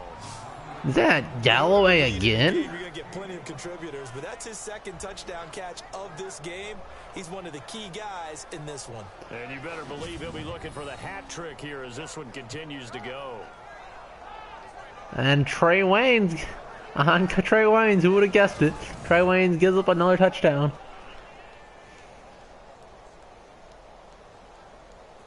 Now Prater to add the PAT. And to make it a 8-point game. Prater up and good. Hey, Blackjacks, here's a secret. It was on Wayne's. Consuming 10-play drive, and the end result, a Detroit touchdown.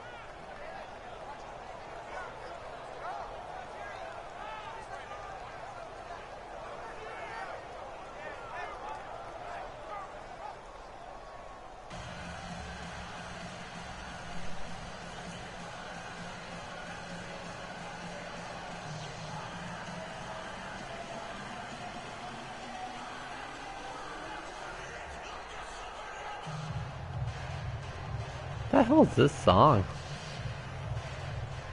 If you guys play Madden at all, you guys should be absolutely astonished by the soundtrack. They have hip-hop songs, but they edit the shit out of it. As Cheryl makes it about the 24.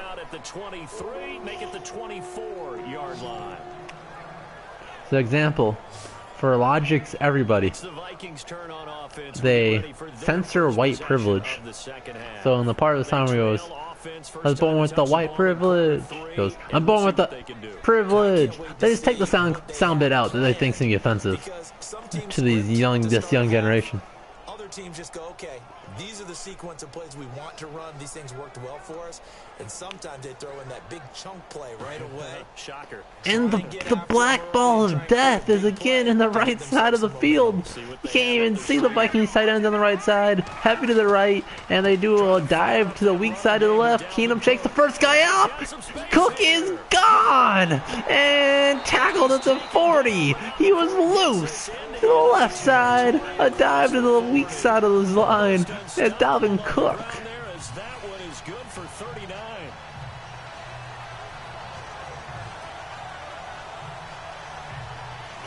Yeah, Blackjack's up. Brock, I think just looks rusty to me. People gave him a lot of crap, but he was only on the field for like 5 plays or whatever. And for being new to the system, I thought did okay. The touchdown he gave up to Deshaun Jackson is him to the right, and they're gonna motion him to the right, power to the right. And it was if there was nobody in front of him, if Warlow doesn't make that tackle, Cook is gone. Unfortunately, he does, and it's a game of 1. But I think we'll see more and more of Brock. The only problem for him is that he is primarily a slot corner. And Mackenzie Alexander has been playing really good in the slot. 2 receivers, 2 to the left as the Vikings do split backs. And throws it, completed to Rudolph. Just kidding, he can't catch it because this is Madden. So he can't hang on, and as I watch that unfold, I remembered an expression that I've heard, maybe from you, I don't know, but you're going to get hit anyways, might as well hold on to the ball. Right, you know a coach said that, right? Yeah. Not an actual player, not a chance at all. Way A easier. big third down play for the Vikings. This is right around the neighborhood of a Kai Forbath field goal, but you really wanted to get this at least closer. Keenum throws it deep down the sideline, overthrew Diggs. Wide open was Diggs, overthrows him. Which should bring up about a 45-yard field goal attempt. Do all those things, but once you get to game speed, it doesn't always time up quite that well. That one goes incomplete. So now here comes the field goal team for the 3rd time today. To make it a 1-score lead. From 53.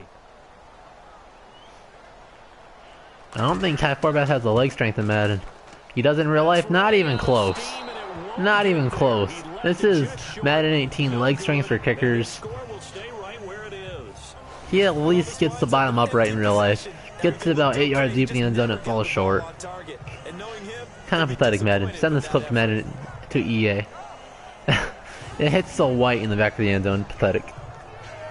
Marching back out there, ready for the next possession. Oh, Jimmy Face, feel bad for you, bro. And they gave up a touchdown last drive. You kind of need to hit the reset button after every touchdown given up, Charles. I love that, and the way that you phrased it is perfect, because from series to series, you can reset how the game is going to go. If you gave up a touchdown before, it doesn't mean you have to do it again. And if you made a great play before, you have to reset again anyway, because they're going to attack. So I love the way you phrased it and put it out there. And 3 receivers on the field, stacked on the top of the screen. Stafford has all that time in the world he wants again, but the pocket collapses and brings him down. Everson Griffin sack daddy gets to Matt Stafford. It's a coverage sack on that one. They collapse the pocket and they swarm Stafford. Brings up a 2nd and 16. 1, 2, 3, 4 sacks given up. But guess what? He's still been able to make some plays, and right now they have a lead. We got everybody covered in that play. Stafford had nowhere to go and just sat in the pocket and got sacked by Everson.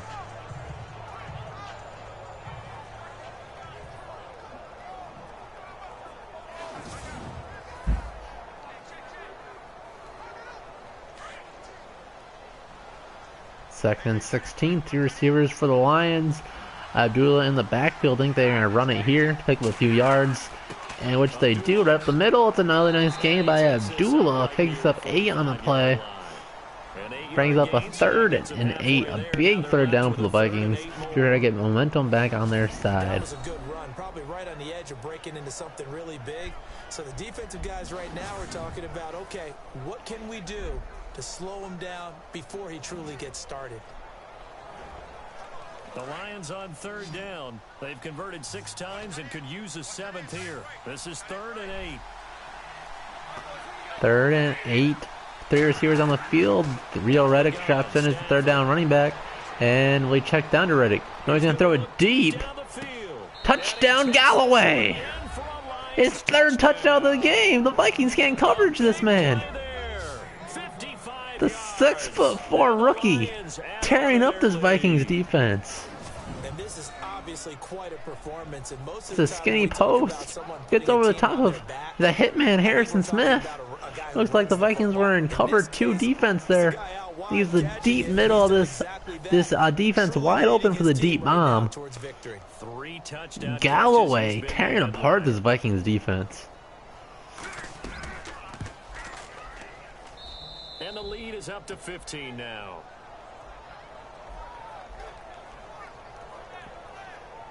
Scoring summary, 3-play drive, and it's capped off by a touchdown for the Lions. Man, the Vikings have not done good on 3rd and longs all day. Early in the game, they give up a couple of 3rd and 15s or so.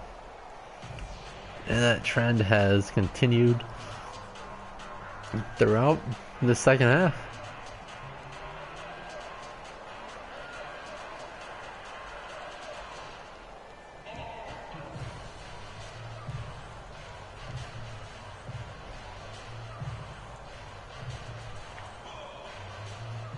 McKinnon needs to give the Vikings a good return here to get momentum back on their side. It's now a 15-point game. It's building at the 1. And stuff at the 24 to the 25 is forward progress.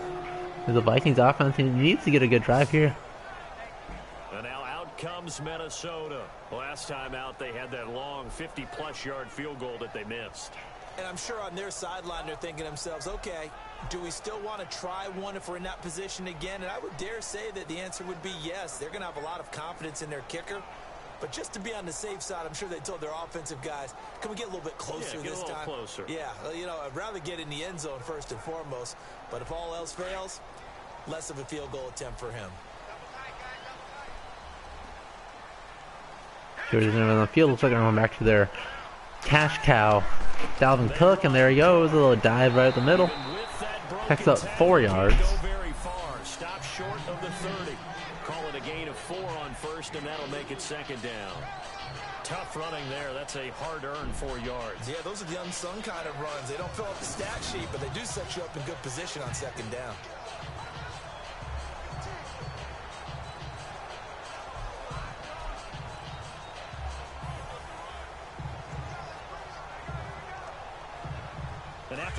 Second and 6, and you keep scheming positive plays just like that as I line up with 2 tight ends to the right, Thielen and Diggs on the bottom of the screen, and Dalvin Cook in the backfield. And a play action he has all day. Keenum looking to go deep. He does go deep and almost intercepted it in quadruple coverage. 4 lines in the area, 2 Vikings. As Keenum has kind of fallen apart in the second half. Oh man, that was close. The opportunity to change momentum, big play, right in his hands, unable to come down with it. A sigh of relief, no doubt, on offense, that fell harmlessly to the ground.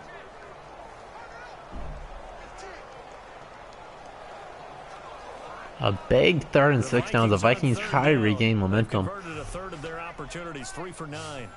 Missing that field goal was a really big play so far. Same formation as last play. Keenum, play action for some reason on 3rd and 6, throws it. Inbounds is Thielen, moving the chains. Hey, we talked about Adam Thielen a little bit last year, didn't we? Possession receiver, makes some tough catches, gets it done, and he's a homeboy. Grew up very close to the Twin Cities. And showing those possession receiver skills right. Look at that, 2 feet right in bounds, falls, making plays. So the offense has it 1st and 10. 3 receivers, Keenum on the shotgun, Dalvin Cook to his left, and he has time. Can he get someone open? He throws it, and it's incomplete to Diggs. Diggs probably should have had that one. Let's face it, if you want to get back into the game, these are the kind of throws you got to hit. He's wide open right there. Got to be able to get it to him, don't you think? And those are the throws that have. I wouldn't say a wide open man, Mr. Announcer, yeah. He's dropped a pass. Yeah, that's a big miss. Second down here after the incomplete pass. The shotgun again is Keenum, Cook to his right, and they're going for another deep pass, and throws, and he skips it to the middle of nobody. Looks like Keenum's coming back to earth. He had a very good first half, but has not been good at all in the second half. I don't think you're being overly critical there. You're just analyzing it, and he gets those shoulders right, that pass will go from incomplete to complete. The Vikings on 3rd down. They're right at about the league average, 40%, 4 for 10. This is 3rd and 10. And they blitz, Lions blitz, Keenum running around, and sacked by Davis, the 2nd sack of the game. The Vikings are being torn up by these Lions rookies. Keenum, McKinnon, instead of getting his block, went up for his pass, and all the Vikings receivers were covered up. Keenum with nowhere to go takes a big sack, the big loss on the play.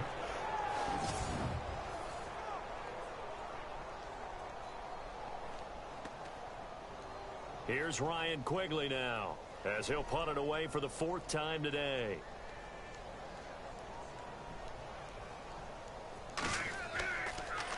And a long punt here that's blocked. You can tell when it happens to Madden. Davis is going to get the sack and then almost went in the end zone. He gets tripped up by his own guys and tackled at the 4-yard line. Quigley had 2.5 hours and he fumbled the ball and then he picked it back up and it blocked. Davis picked it up and he gets tripped up by his own guys, and within the 5-yard line he's down. The Vikings are quickly losing control of this one. How do you think he personally is evaluating his game so far? He was pretty good in the first half, been good so far here in the third quarter. He's got to like it, right? Not looking for the dramatics here. Not trying to set the world on fire in terms of stats. It's almost if the Vikings do have a touchdown here, this might be game. Alert for anything out there, watching for trouble on the road, and making sure you get the team home. The bus driver. See if he can drive the bus here again on this drive. And see if the Vikings need a clutch turnover backed up at their own goal line. Throws it on the first down. Can he get it? No, incomplete. Double covered, throw it up to Golden Tate. Double covered between Sendejo, and it looks like Xavier Rhodes. They stood their ground. Now they'll likely force a field goal attempt. Or Kentrell Brothers and Sendejo. Looks like we have an injury from Ben Gideon. So we have Kentrell Brothers out there. Second down now after the incompletion. 2nd and 4. All the shotgun is Stafford. Does he go to his bell house? That's a false start for the right tackle. Wagner, their prized possession, not right tackle. I want the Vikings to get in the offseason. And this might be a good thing. Usually be giving you some area to work with near the goal line. Sometimes it works out better. See what the Lions will do in this situation. And that mouth is now fumbling more than Adrian Peterson. Press coverage here.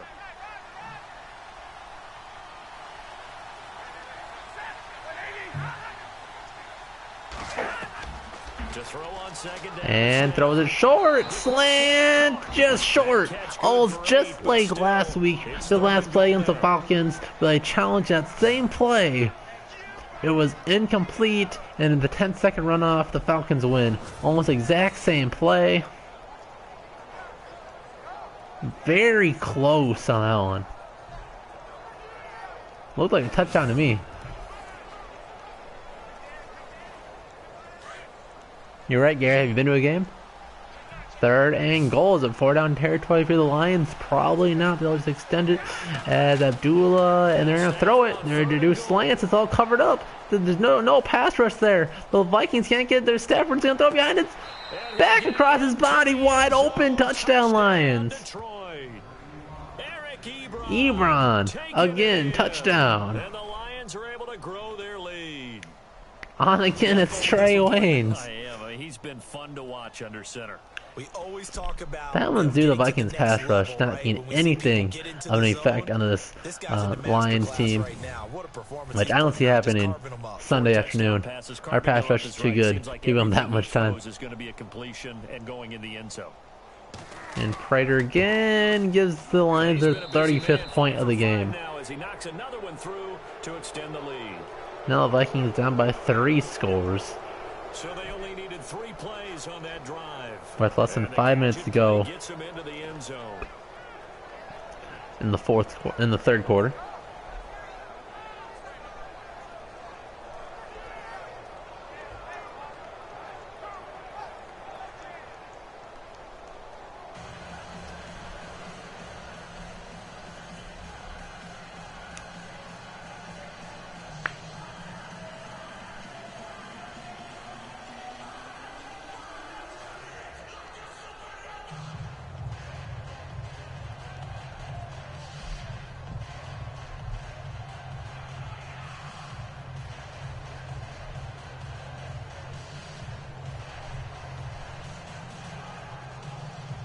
Martin, the punter, now out to kick it away.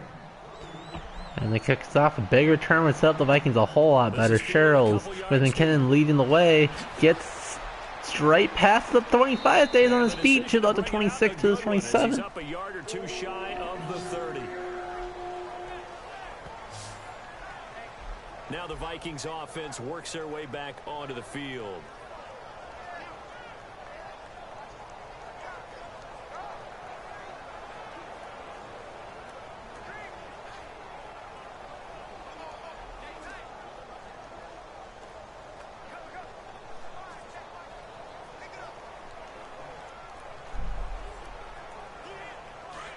And on the outside, they're playing press coverage. Three receivers on the field. The Vikings passing game has to come together now. It's been very stale all throughout the third quarter. He steps up in the pocket, throws, incomplete. But it's incomplete. Let's face it, perfection is something we all chase. Whether it's I think Madden did a very good job of making the stadium too. Looks really good. To attain, but that's what they were searching for as that pass goes incomplete.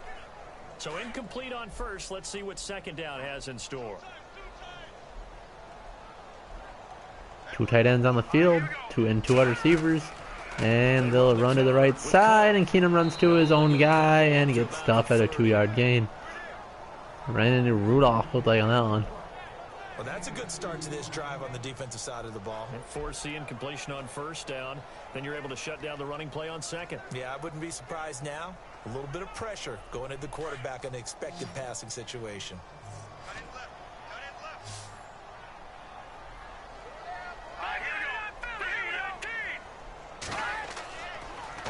And Keenum, man, sacked again on third down. The Vikings offensive line can't keep up with this Detroit pass rush. Brings up another fourth down. The fourth sack on the day for the Lions. This is the Lions defense without Ziggy Ansah. And when no one's faked out, what's the end result? Quarterback gets hit.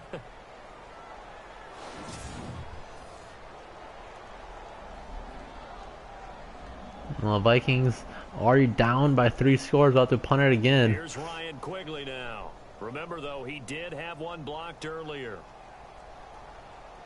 And it looks like the Lions are planning something in their defensive line front. And Quigley gets this one off. Bronze leg as he gets this one away. A really nice punt. Gets them to the 30, to the 40. A nice return by the punt returner. 9-yard punt, but subtract 9 there for the return. And the offense will take over with a new set of downs. Getting set to go again, Matthew Stafford coming back on the field has been lighting up this Vikings defense. Right now, third quarter, already 4 touchdown passes. How many can he get here? That remains to be seen, but I know one thing. You and I will be here to watch, and I'm not going anywhere. With what he's doing in this contest, I'm not missing a minute of it. This guy's been spectacular. Yeah, I mean, it's a team game, but sometimes these individual performances are fun to watch. Yeah, sometimes they just kind of come to the front, despite the fact, as you said, we know it's all about the team. But the way you can see if the Lions will start running the clock out, but instead they line up with nobody around Stafford. So another first down pass, another first down, another good gain on coverage. Trey Wayne's Galladay is absolutely dominating this Vikings defense, over 150 yards.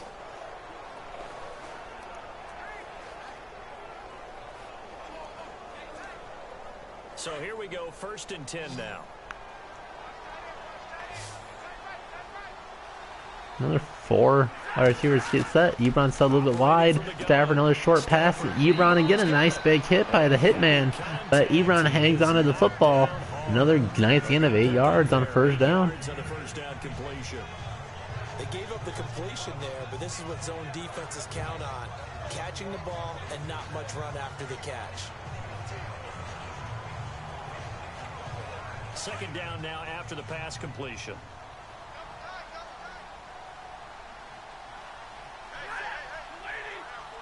Now it looks like they'll start running the ball. They're a heavy run formation, or it's a play action, and the Vikings blitz, and they pick it up, but then complete a big third down here.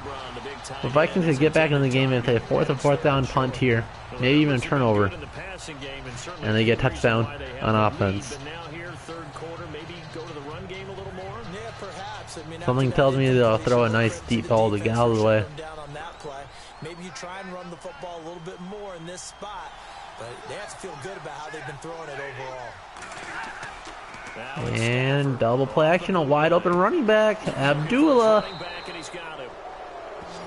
He's got the first before he's brought down at the 39. As boos have been heard all the way throughout the stadium. The pickup there as the drive will continue. And when you have a guy in the backfield who can catch the football, you don't just use him strictly for checkdowns or dump-offs. You make him part of the primary passing attack, because what you're trying to do is get him into open field. 1st and 10 as the clock continues to tick. Every precious second now matters to the Vikings. Fresh set of downs here. Down by 25 with a little over a quarter to go. Here's Abdullah. A 1-yard gain by Abdullah. It's okay. He's already over 115 yards on the day. This is what happens sometimes when you abandon the running game. It's hard to get back to it because once guys get out of that mentality of firing out and hitting people, hard to get them started again occasionally. See if they stay on the ground for 2nd down. 3 tight ends to the right, 1 wide receiver to the left. See if they'll dive to the left side. No, they'll go strong side. A cutback is Abdullah. Nice gain of 10 yards. Abdullah cannot be stopped all day. Up there, 10 yards, and it'll move the sticks. Now this is an example of breaking down a defense, because on a lot of these runs, he's getting past the point of attack, and guess what he's doing? Forcing the secondary guys to have to make a lot of tackles.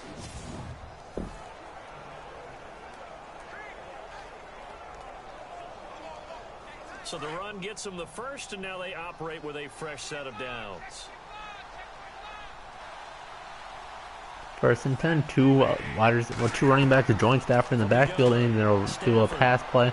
Looks like slants, the pocket collapses, and he gets it off, throws it deep, and out of bounds. Terrence Newman in coverage instead of Trey Wayne, so this one's actually incomplete. He was going for his 5th touchdown pass. His man couldn't shake free there, but boy, you know he's going to take another shot before this one's over. Yeah, exactly, because you know 3 is good, 4 is excellent, you get 5, that's a whale of a game. 3 wide receivers on the top of the screen. Abdullah in the backfield, and he'll get the ball. And a big hit to the fumble. The Vikings get it. It's Joseph. And his guys are going to take over at the 34-yard line. Linville Joseph gets the fumble. There's life back in Minnesota. You look at the guy who coughed it up and say, geez, what did he do? But hey, let's tip the cap to the defense here. Not a problem at all, my man. I'm not even going to A big hit by Anthony Barr, darted out. Linville Joseph picked it up. Couldn't quite break the tackle. The big man was trying to get loose. That hit by Anthony Barr. 15 minutes, 4 seconds to go in this game, as the Vikings need a score here. I think it's already 4-down territory. Trying to get one more in here before the quarter breaks.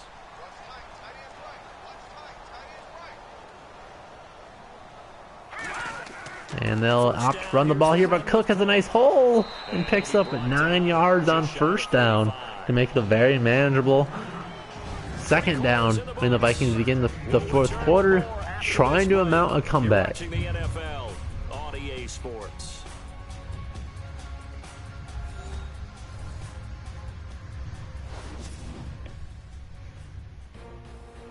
And we return, welcoming you back to Minneapolis.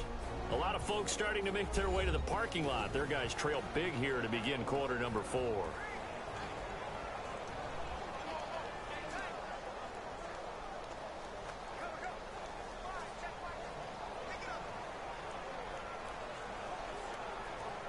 Second down following the run.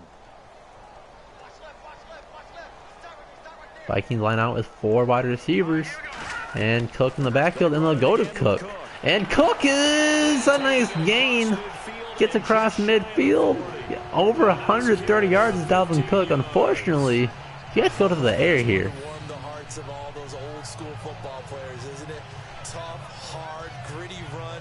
Got behind his pads, bowled over a few people. Look at that one, right up the gut. So up through 3 quarters, no reason to lighten up now.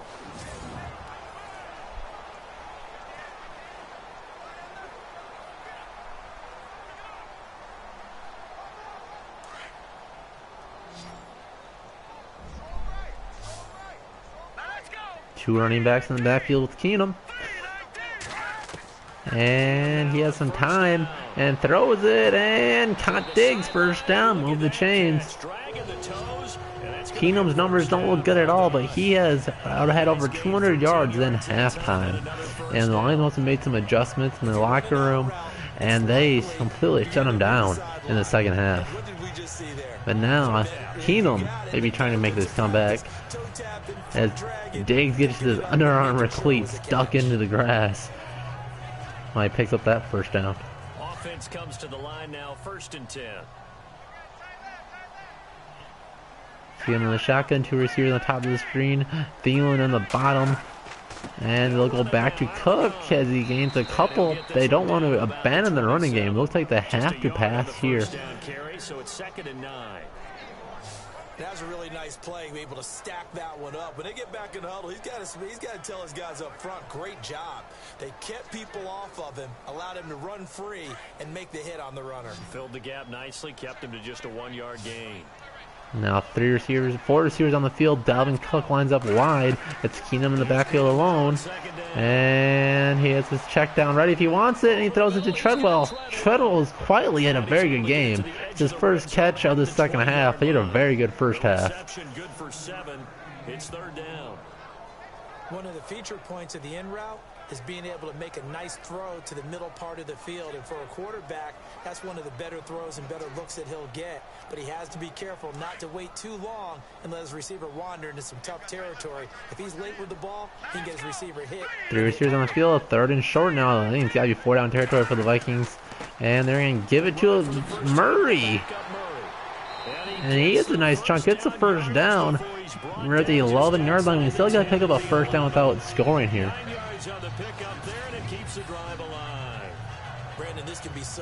The Panthers will beat us, guys?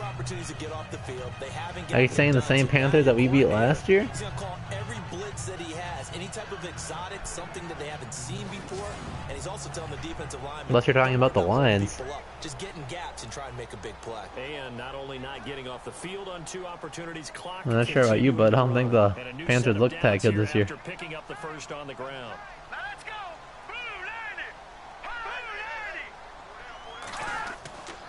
And Keenum gives it back to Murray as we try to run the ball again. No gain on the play there, 2nd down. Well, the Panthers a lot better this year. As far as I know, they haven't been doing very good at all. While there was no gain on that run, we do know coaches whose identity is rooted in taking it almost to the limit and then changing things up on you down the stretch. I think we're getting really close to that 10 from the 11-yard line. Vikings line up with 3 tight ends. Looks like they might pass from a heavy formation once again, and they will not, as they stick to running the football. Down by 25. They continue to run the ball. And there's a nice stop for the defense. They've had a tough time containing this guy all game long, but maybe they can build a little bit off of that play, a little bit of confidence, a little bit of momentum. Yeah, every now and then you can actually tackle that guy. All right, here we go. 3-19. And Keenum has some time, but the pocket collapses, and another 3rd down sack for the Lions. Keenum's not getting rid of the ball. And some big-time sacks. Keenum has no type of clock in his head, giving up these big-time sacks. This offensive line, flat out, cannot handle this pass rush. It's been demonstrated time and time again. And again, this is the Lions without Ziggy Ansah. We had a wide receiver wide open on the right side. And I understand you want the touchdown there. Maybe you don't go short. But at least give your guy a chance. You just stand in the pocket for a good 5 seconds.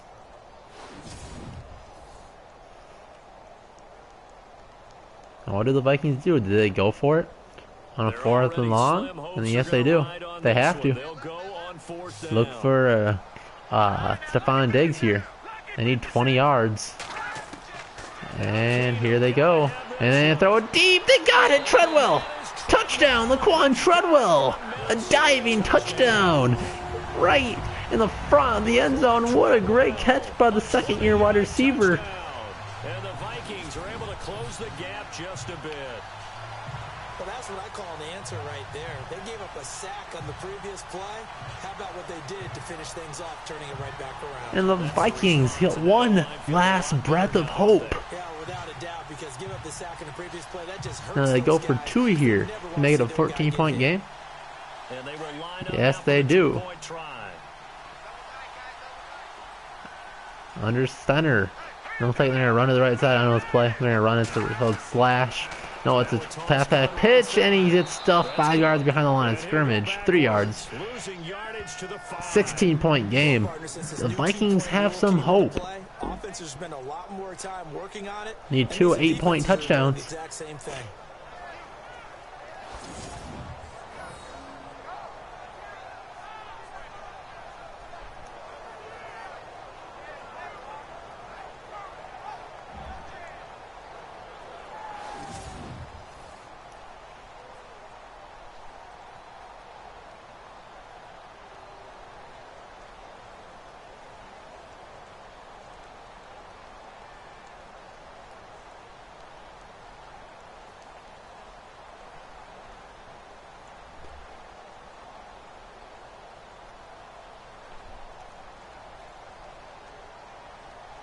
Forbath out to kick this one away. The Vikings needed a 3 and out here. There's still definitely enough time for them to get 2 scores. They just don't have a lot of time. A turnover would be huge. To the 29-yard line. So out now come the Lions. And last time the fumble, the turnover. Now they still have the lead, but I don't think coaches care. The turnovers will bother them no matter what the scoreboard says. That's the relief that you still have the lead, but coaches look at what if and what it should be. Turning the ball over when they've got a chance to score more points and increase the lead, that's what's going to affect them. And they're also thinking to future weeks, maybe when the game's closer, right? No doubt about it. And see if the Lions will be in 4-minute zone here, if they're still going to be aggressive. I am American, fella. And Stafford runs out the middle. Abdullah breaks the first tackle he's done all day. Picks up 3. A gain of 3, second down. Brandon's all about pace and tempo now for them. They've got the advantage, so I'm going to put musical terms for you. You don't want to go prestissimo. That's too quick, too lively, right? But you also don't want to slow it down too much. You don't want to go lento. What you really want to be is moderato. Nice and even, nice and steady. I've never heard that line from the announcers. What weirdos. And motions to the left. Looks like they'll be running to the left side with Abdullah. And there he goes, right behind where the guy just went. Another big hit. The ball's out again. Trey Wayne's recovered. The Vikings have hope. The ball on their side of the field. That would look like it was over. I mean, they had control. Oh, you rushed, Andrew? And the defense had to make a play. Well, thanks for helping our president get elected. A big hit by Harrison Smith jars the ball out straight into the arms of Trey Waynes. The offense needing a touchdown. And it's a ball game. We're back here again.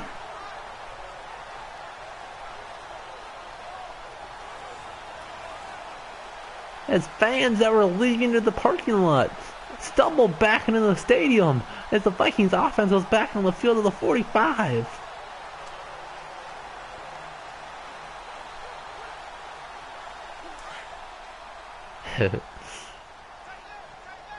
The receivers on the field, look out for Laquan Treadwell, who's had a huge game. But the touchdown on the last drive, both running backs go out there in the backfield. He's going to throw a check down to Kyle Rudolph. Picks up 6 on first down. Case Keenum, do your thing. Further down inside the 40. A gain of 6 there on first. Decent start there to the drive. Big hill to climb, needing 2 touchdowns, also a 2 2-point conversion. So, partner, how do you eat an elephant? I don't eat an elephant. What the heck? How do you eat an elephant? That's the way they've got to play this. One play at a time. Yes, The heck? One of the weirdest lines I've ever heard. Let's go with like a 50-ounce ribeye. One bite at a time. And Keenum, short pass to Rudolph again, another first down. Keeping the chains going. And they'll be inside the 35 now at the 34-yard line. It's a gain of 4 there, and it gives them a new set of downs. I'm wondering if the same So Andrew, how do you become a Panthers fan all the way in Russia? like that, make a catch. All I keep thinking to myself is, big man with football. Look out, everyone. He may not juke you a whole lot, right? He may not run past you because of his size. You're talking about a guy weighing in the 270 range. But boy, once he gets his mitts on the ball, he's going to be tough to bring down. 3 receivers on the right, Rudolph on the top of the screen. Cook in the backfield. And they're going to go to Dalvin Cook. And he's going to break the first tackle and pick up a first down. A nice run by Dalvin. Inside the 25. Give him 10 yards on that one, and that'll earn him a fresh set of downs.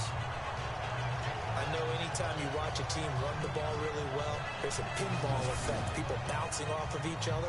There's also some things of beauty in there when you see these nice, explosive, strong runs. Oh, you were born. Okay, you're just U.S. by blood, but not. You don't live in Russia. Okay. Do you at least have a cool Russian accent?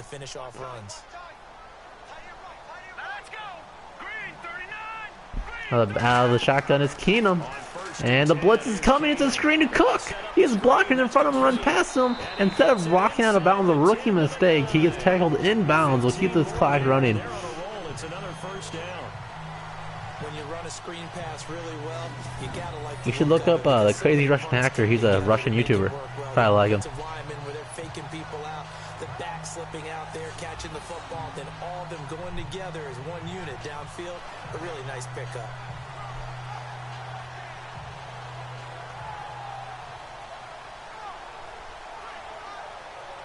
No, that's too bad. The Russian accent always sounds angry. It sounds like kind of like German in that way. But German's like the next notch of angriness. And now the offense operates in the red zone. But Russian definitely sounds tough. Latavius Murray in the backfield. 3 receivers to the right. Will they do a toss to the right side like they did in this formation once again? No, they did run to the left side. And Murray jukes out. Touchdown! Latavius Murray! We have a ball game. Next a 2-point conversion worth in a touchdown.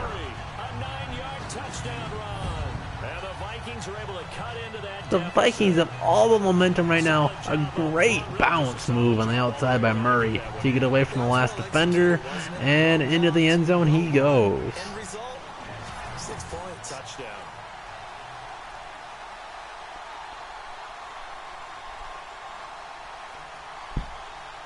Here can the Vikings get this extra point?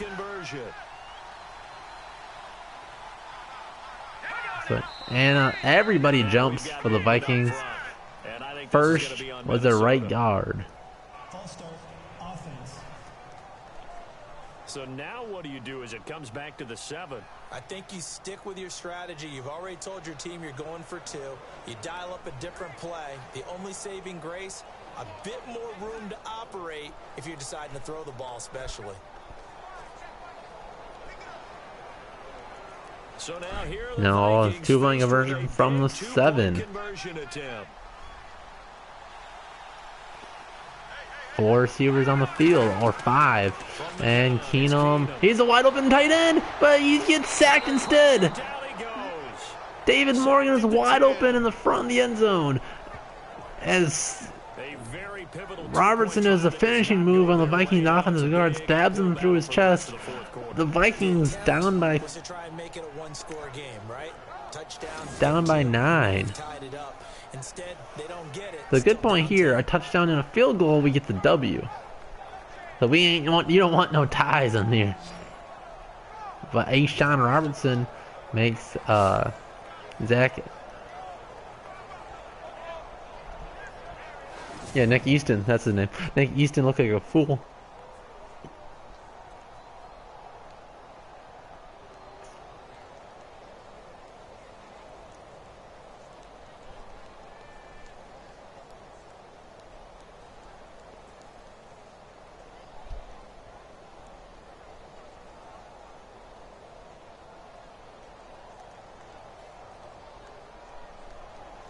Forbath out to kick this one away.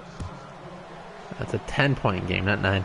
All right, and a kick by Forbath. They fielded at the 2, and a nice juke move brings the ball up to the 27 to the 29. The 30-yard line. The Lions offense, they get ready to head back onto the field. And last drive, obviously not what you're looking for. You've got the lead. You got to protect the football. So in other words, someone got lucky because they've been moving the ball really well and wearing them down. And I hope they can stop playing this copyrighted music so I can put this on YouTube. Very happy. They can't wait to I really appreciate that, EA. Try to atone for it here on this drive. All right, the Lions come back on the field at the 29. If the Vikings get another turnover here, I'll say right now, Vikings got this. 8 minutes to go. They have a lot of time now. But Abdullah gets stuffed to the line. Linval Joseph, what a great play. They had everybody else blocked up. Linval Joseph gets off his block in the nick of time and brings him down. Brandon Pace comes into play now because they've got the advantage. They've got the football. But they've got to be very careful about what speed they're going to play. You know, my music teacher back in New Paltz, Mrs. Bythema Bagley, used to say, don't go prestissimo when you really want to go largo. And what she meant by that is don't go. The receivers are going to pass the ball here and complete to Jones. But again, it's Trey Wayne's giving him up. The big first down play. Defensively, they just don't seem to have much of an answer for this passing game.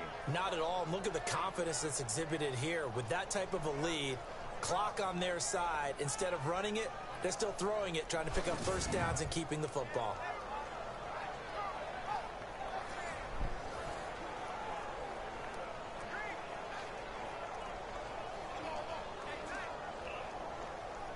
So after that big gain, let's see what else the offense has up its sleeve.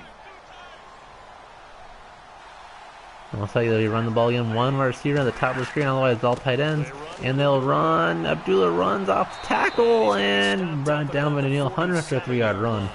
Nice play by Daniil. First down, it'll set up a 2nd and 7. Offensively with the lead, you want to run the ball, keep the clock going, but you also want to still kind of be in attack mode too, right? As the clock is getting closer to expiring, the Vikings need to get off the field. Where they have that tempo period to go over things just like this, where they describe the scenario, tell you what they're looking for, and make sure that they're still attacking, yet at the same time. Now the shotgun is Stafford. That's the Lions remain aggressive, and they'll run with Abdullah and tackle immediately. They plows over the Vikings defender and picks up a decent gain, which will bring up a 3rd and short. That's just smart football, but you know the defense has to know it as well. They've got to stop them here. So now we're going to see that loading the box in a big way. 6, 7, 8, 9, whatever it's going to take, puts a little bit more pressure on your big offensive line.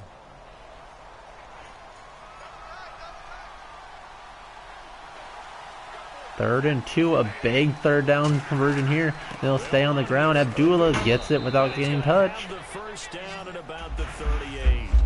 A gain of 4 that time as the drive continues. Brandon, when a defense just simply can't get off the field on 3rd down, and we all know how important that down is for both sides of the ball, you often feel like you're just a step behind whatever they're doing offensively. And one of the differences in this game, no doubt, 3rd down conversion, and that is going to be a story they'll talk about after this one. And a new set of downs here after picking up the first on the ground. 3 receivers on the field. Abdullah still in the backfield. And Stafford has time in the pocket as they'll throw again. Can they get an interception here? This would be a big play. And he was way out of bounds. Don't you know why he's targeting him? Sometimes the coverage is so good, no matter what you're doing on offense, you just can't shake anyone free. Both teams ran the ball very well.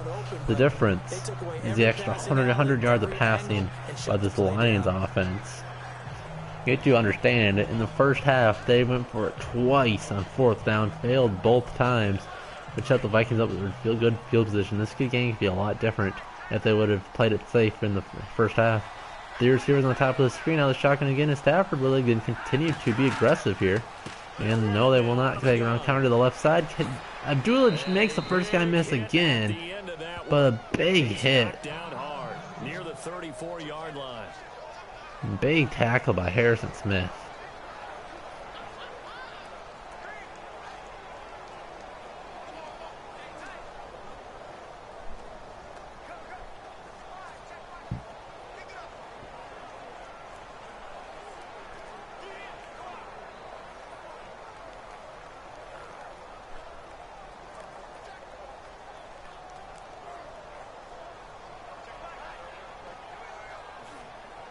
Seventh play of the drive upcoming here on 3rd and medium. This might as well be the ball game. 3 receivers on the field, tight end to the left, Stafford in the shotgun, and they'll throw again, and very close to a first down. Did he get it? 4th and inches. Do they go for it here? They're in field goal range anyways. West Coast offense or not, one of the maxims of the West Coast offense is you're either throwing a touchdown or a check down. In other words, look for the big shot, but be smart. I think they did exactly that on that play. They didn't get the first down, but they're taking care of the ball well. Yeah, and 4th and inches, they'll rock through a field goal here unless they fake it and the Vikings block it. And they cannot, and Prater is perfect. As he puts it through, and that will stretch the lead up to 13. So they settle for just the 3 there, but clearly anything helps when you're trying to salt one away here in the 4th. Without a doubt, I think a touchdown would have been the final nail. But 3 does give them some breathing room and lets them build up a little cushion.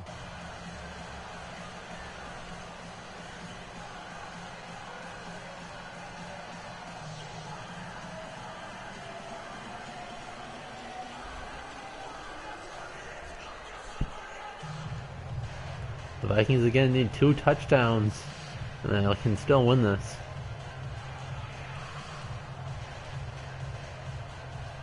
Now it's Martin About to do the 4 minutes, honors 20 after seconds the to go. field goal. They shut all 3 timeouts. Time is an issue, but it's not an awful detriment. At the 24, pretty bad return by McKinnon. And you see Dalvin Cook and the offense heading back out. He's been a good workhorse. I know we use the word workhorse a lot, but he's been a good workhorse for him in this one. No doubt about it, and there's nothing wrong with that. That's what you're looking for if you're a back, because that means everything's coming together for you. The big guys up front have created space. You've run through it. You've probably gotten some help even from the wide receivers who want to catch passes as opposed to block, but they're helping out too. Yeah, everyone's pitching in. He's had a good game.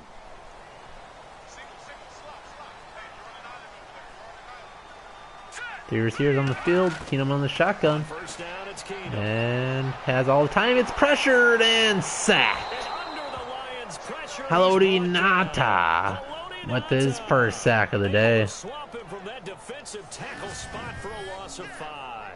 Brandon, I think you understand. He should have had a check down. He'd Cook in the flat, but instead just till the big man hit him. No type of pocket awareness in this game, especially in the second half. Case Keenum.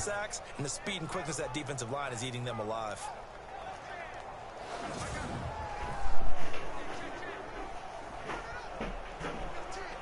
As the clock continues to run, the Vikings are taking their time in the Under 4 huddle. to go now as the clock runs and they come up on 2nd down. Only 2 receivers on the field. Doesn't look like a lot of urgency for the Vikings. As they throw a short pass through, Rudolph picks up 8, brings up a 3rd and medium. They're giving those short little routes, tackled him in bounds too. They're just not wanting to get beat over the top. Yeah, and if you The can't clock really continues get to downfield, run take the short routes, as but the now you gotta Vikings have don't guys who can have actually nearly break enough tackles urgency and increase those gains. as I think they should have. And the Lions going with an extra DB here on 3rd down.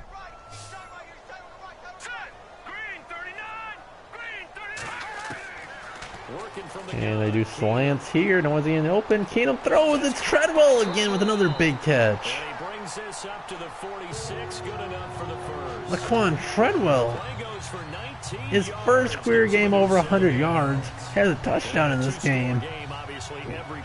One of the few Vikings players on offense that's been solid all day today. But they really want the Big play Slay's been doing a really good job shutting down Stephon Diggs. Thielen hasn't done a whole lot. I chopped that down to Madden, not giving him very good attributes.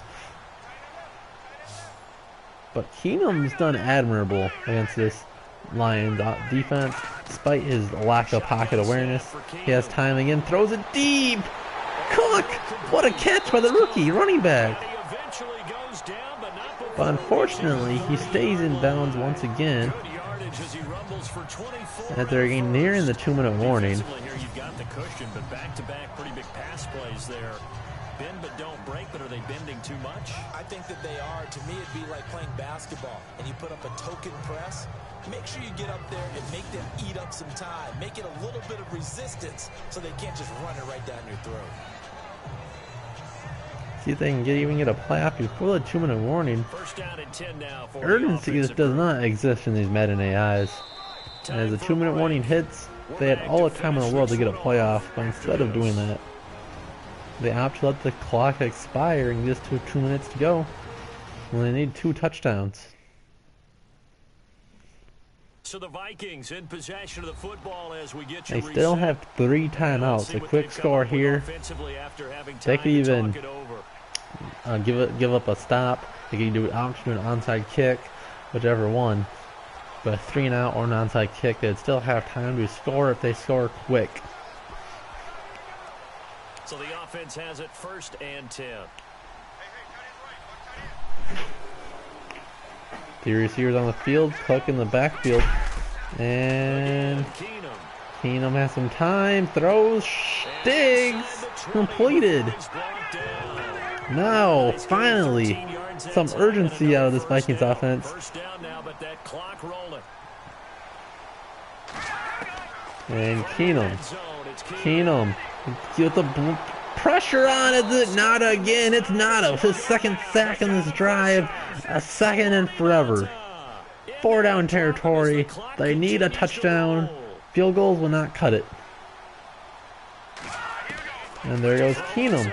And they're going deep. He has to get rid of the football. He doesn't. And it's another sack.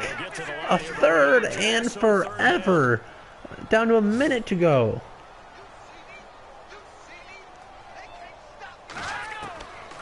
And now will Keenum get sacked for the 3rd time in a row? He might! He might! He avoids the first would-be sack, throws it deep and into the first row in the seating. A 4th and forever. A minute to go exactly. This is the ball game. They've got the lead, 4th quarter. Maybe can expect more passes like that downfield. And they're indeed going to go for it here on 4th down. So trailing here in the last quarter, let's see how this plays out. 2 receivers on the top of the screen. They need to go deep. And a 3-man rush. He's in, throw it deep. Is it caught? Touchdown! Jarius Wright got both feet in bounds. A 4th and forever. And they converted it. An onside kick. Minnesota, do you believe in miracles? Sure took you a long time. Yeah, because offensively there, you're probably hoping for a 1 to 5 play drive. That one ate up a little more time than they were hoping. You're exactly right, and if you have that a wobbly pass, Wright somehow gets past him, 2 feet beautifully in bounds. Jarius Wright, touchdown. Yeah, you know, both feet were in. Both feet were in. Because the booth, they see something that they want to take another peek at to find out if this was a touchdown or not. Both feet were in. Both. Yep, got it. That's touchdown, without a question.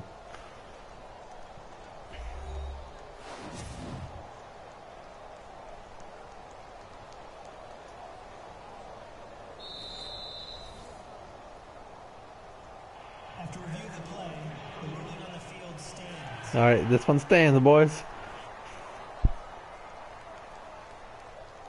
We good.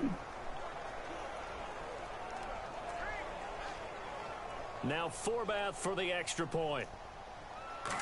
And to make it a 6-point game is King Time Forbath. Now it's within a touchdown. That time a 9-play drive. Took 3 minutes and 22 seconds. Doesn't sound like a lot of time, but when you're down to your last 4 minutes, they did 75% of their time in the one drive. They need 2, but the good news is a touchdown here gives them the win. A 3 and out. They have 3 timeouts to work with. I think they'll go for an onside kick, and they'll need the 3 and out. The lines are pinned deep, it looks like. That's just a pre-animated cutscene. And it looks like they will be going for that onside kick. And did they get it? They got it! They got the onside kick. There's hope. 3 timeouts to go. Can the Vikings pull? In the excitement, there's no need to press. Praying to the gods of Fran Tarkenton and Alan Page, the Vikings have the ball at the 37-yard line. 54 seconds, all 3 timeouts. I need some Greg Lewis by Brett Favre type magic.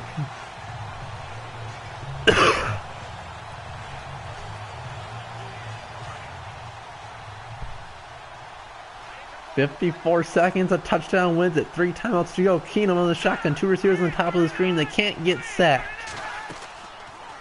And he has time. He has all types of time. Will he throw it though? He will not! The first play is a sack. Everybody's deep. It's the 3rd sack of the day for Valendaga. The replacement for Ziggy Ansah still dominating the X line. Riley Reef. Vikings go again. They didn't opt to burn a timeout. And they're going to do a check down pass to Cook. I think that's a bad play. They need to start calling these timeouts. 4 down territory, but 3rd and 13. Maybe this is more of the Quan Treadwell territory. He's been huge this game.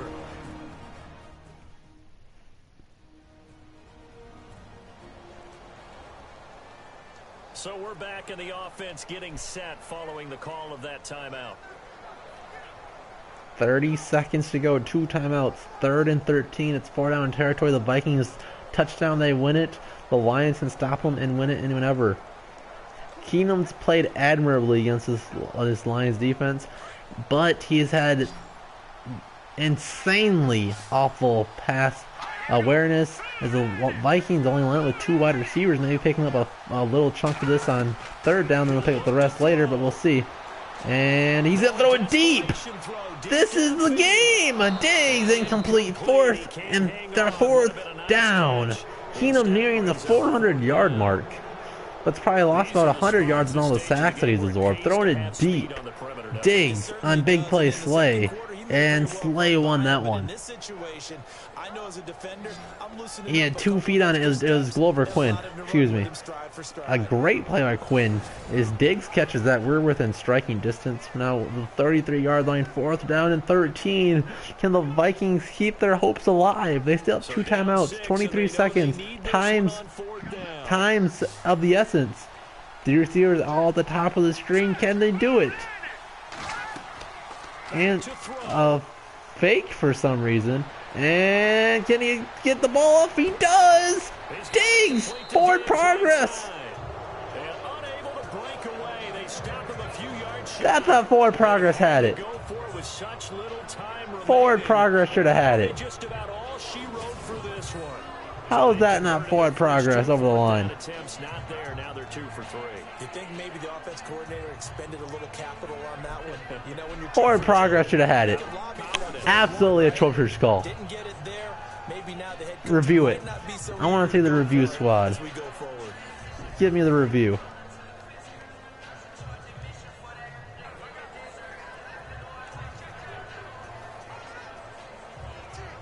And looks like no review from the booth. This one might well be over.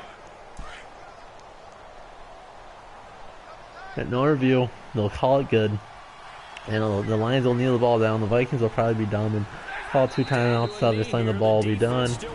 If they would have used those timeouts earlier, we might have been able to use a few better plays on offense. But with Case Keenum, we still been close. A 6-point game with Case Keenum. Not too bad.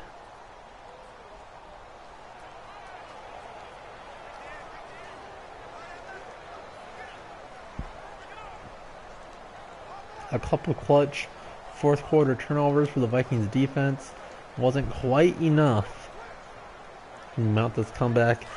Case Keenum couldn't quite do his best Matthew Stafford impersonation with the 4th quarter comeback.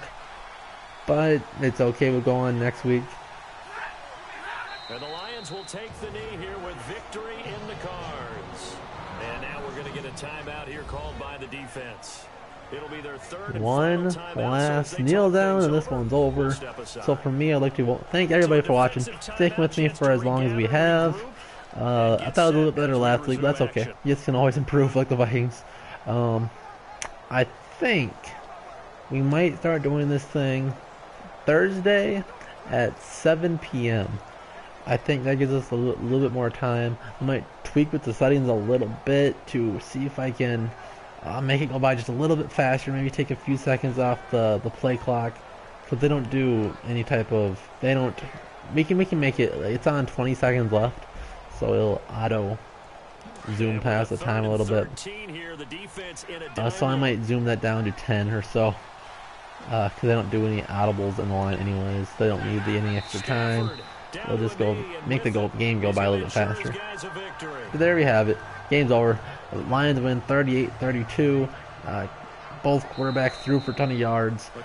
Keenum got sacked much too often for the Vikings to win, and Trey Waynes couldn't cover a kid in a wheelchair. So there's their little game summary. The Vikings defense couldn't pressure Matthews as they got a ton on our Vikings quarterback. It was tied up, or there was a 1-point game at halftime, and the Lions ended up winning by 6. So there we have it. There's a simulation. How close do you guys think this will be to the full game? For anybody that didn't watch this live, you can tune in and watch this live. If you made it this far, you are a real trooper. Anybody that watches this live too, you're pretty cool as well. And I'll chop this up for highlights. I think as far as my schedule to do it, I'll have highlights up probably either Friday or Saturday. But since I did this week on a Wednesday, it'll probably either tomorrow or Friday. I'll probably look at my game preview tomorrow. Anyways, thanks for you guys for watching. We'll see you guys next time. For more, check us out.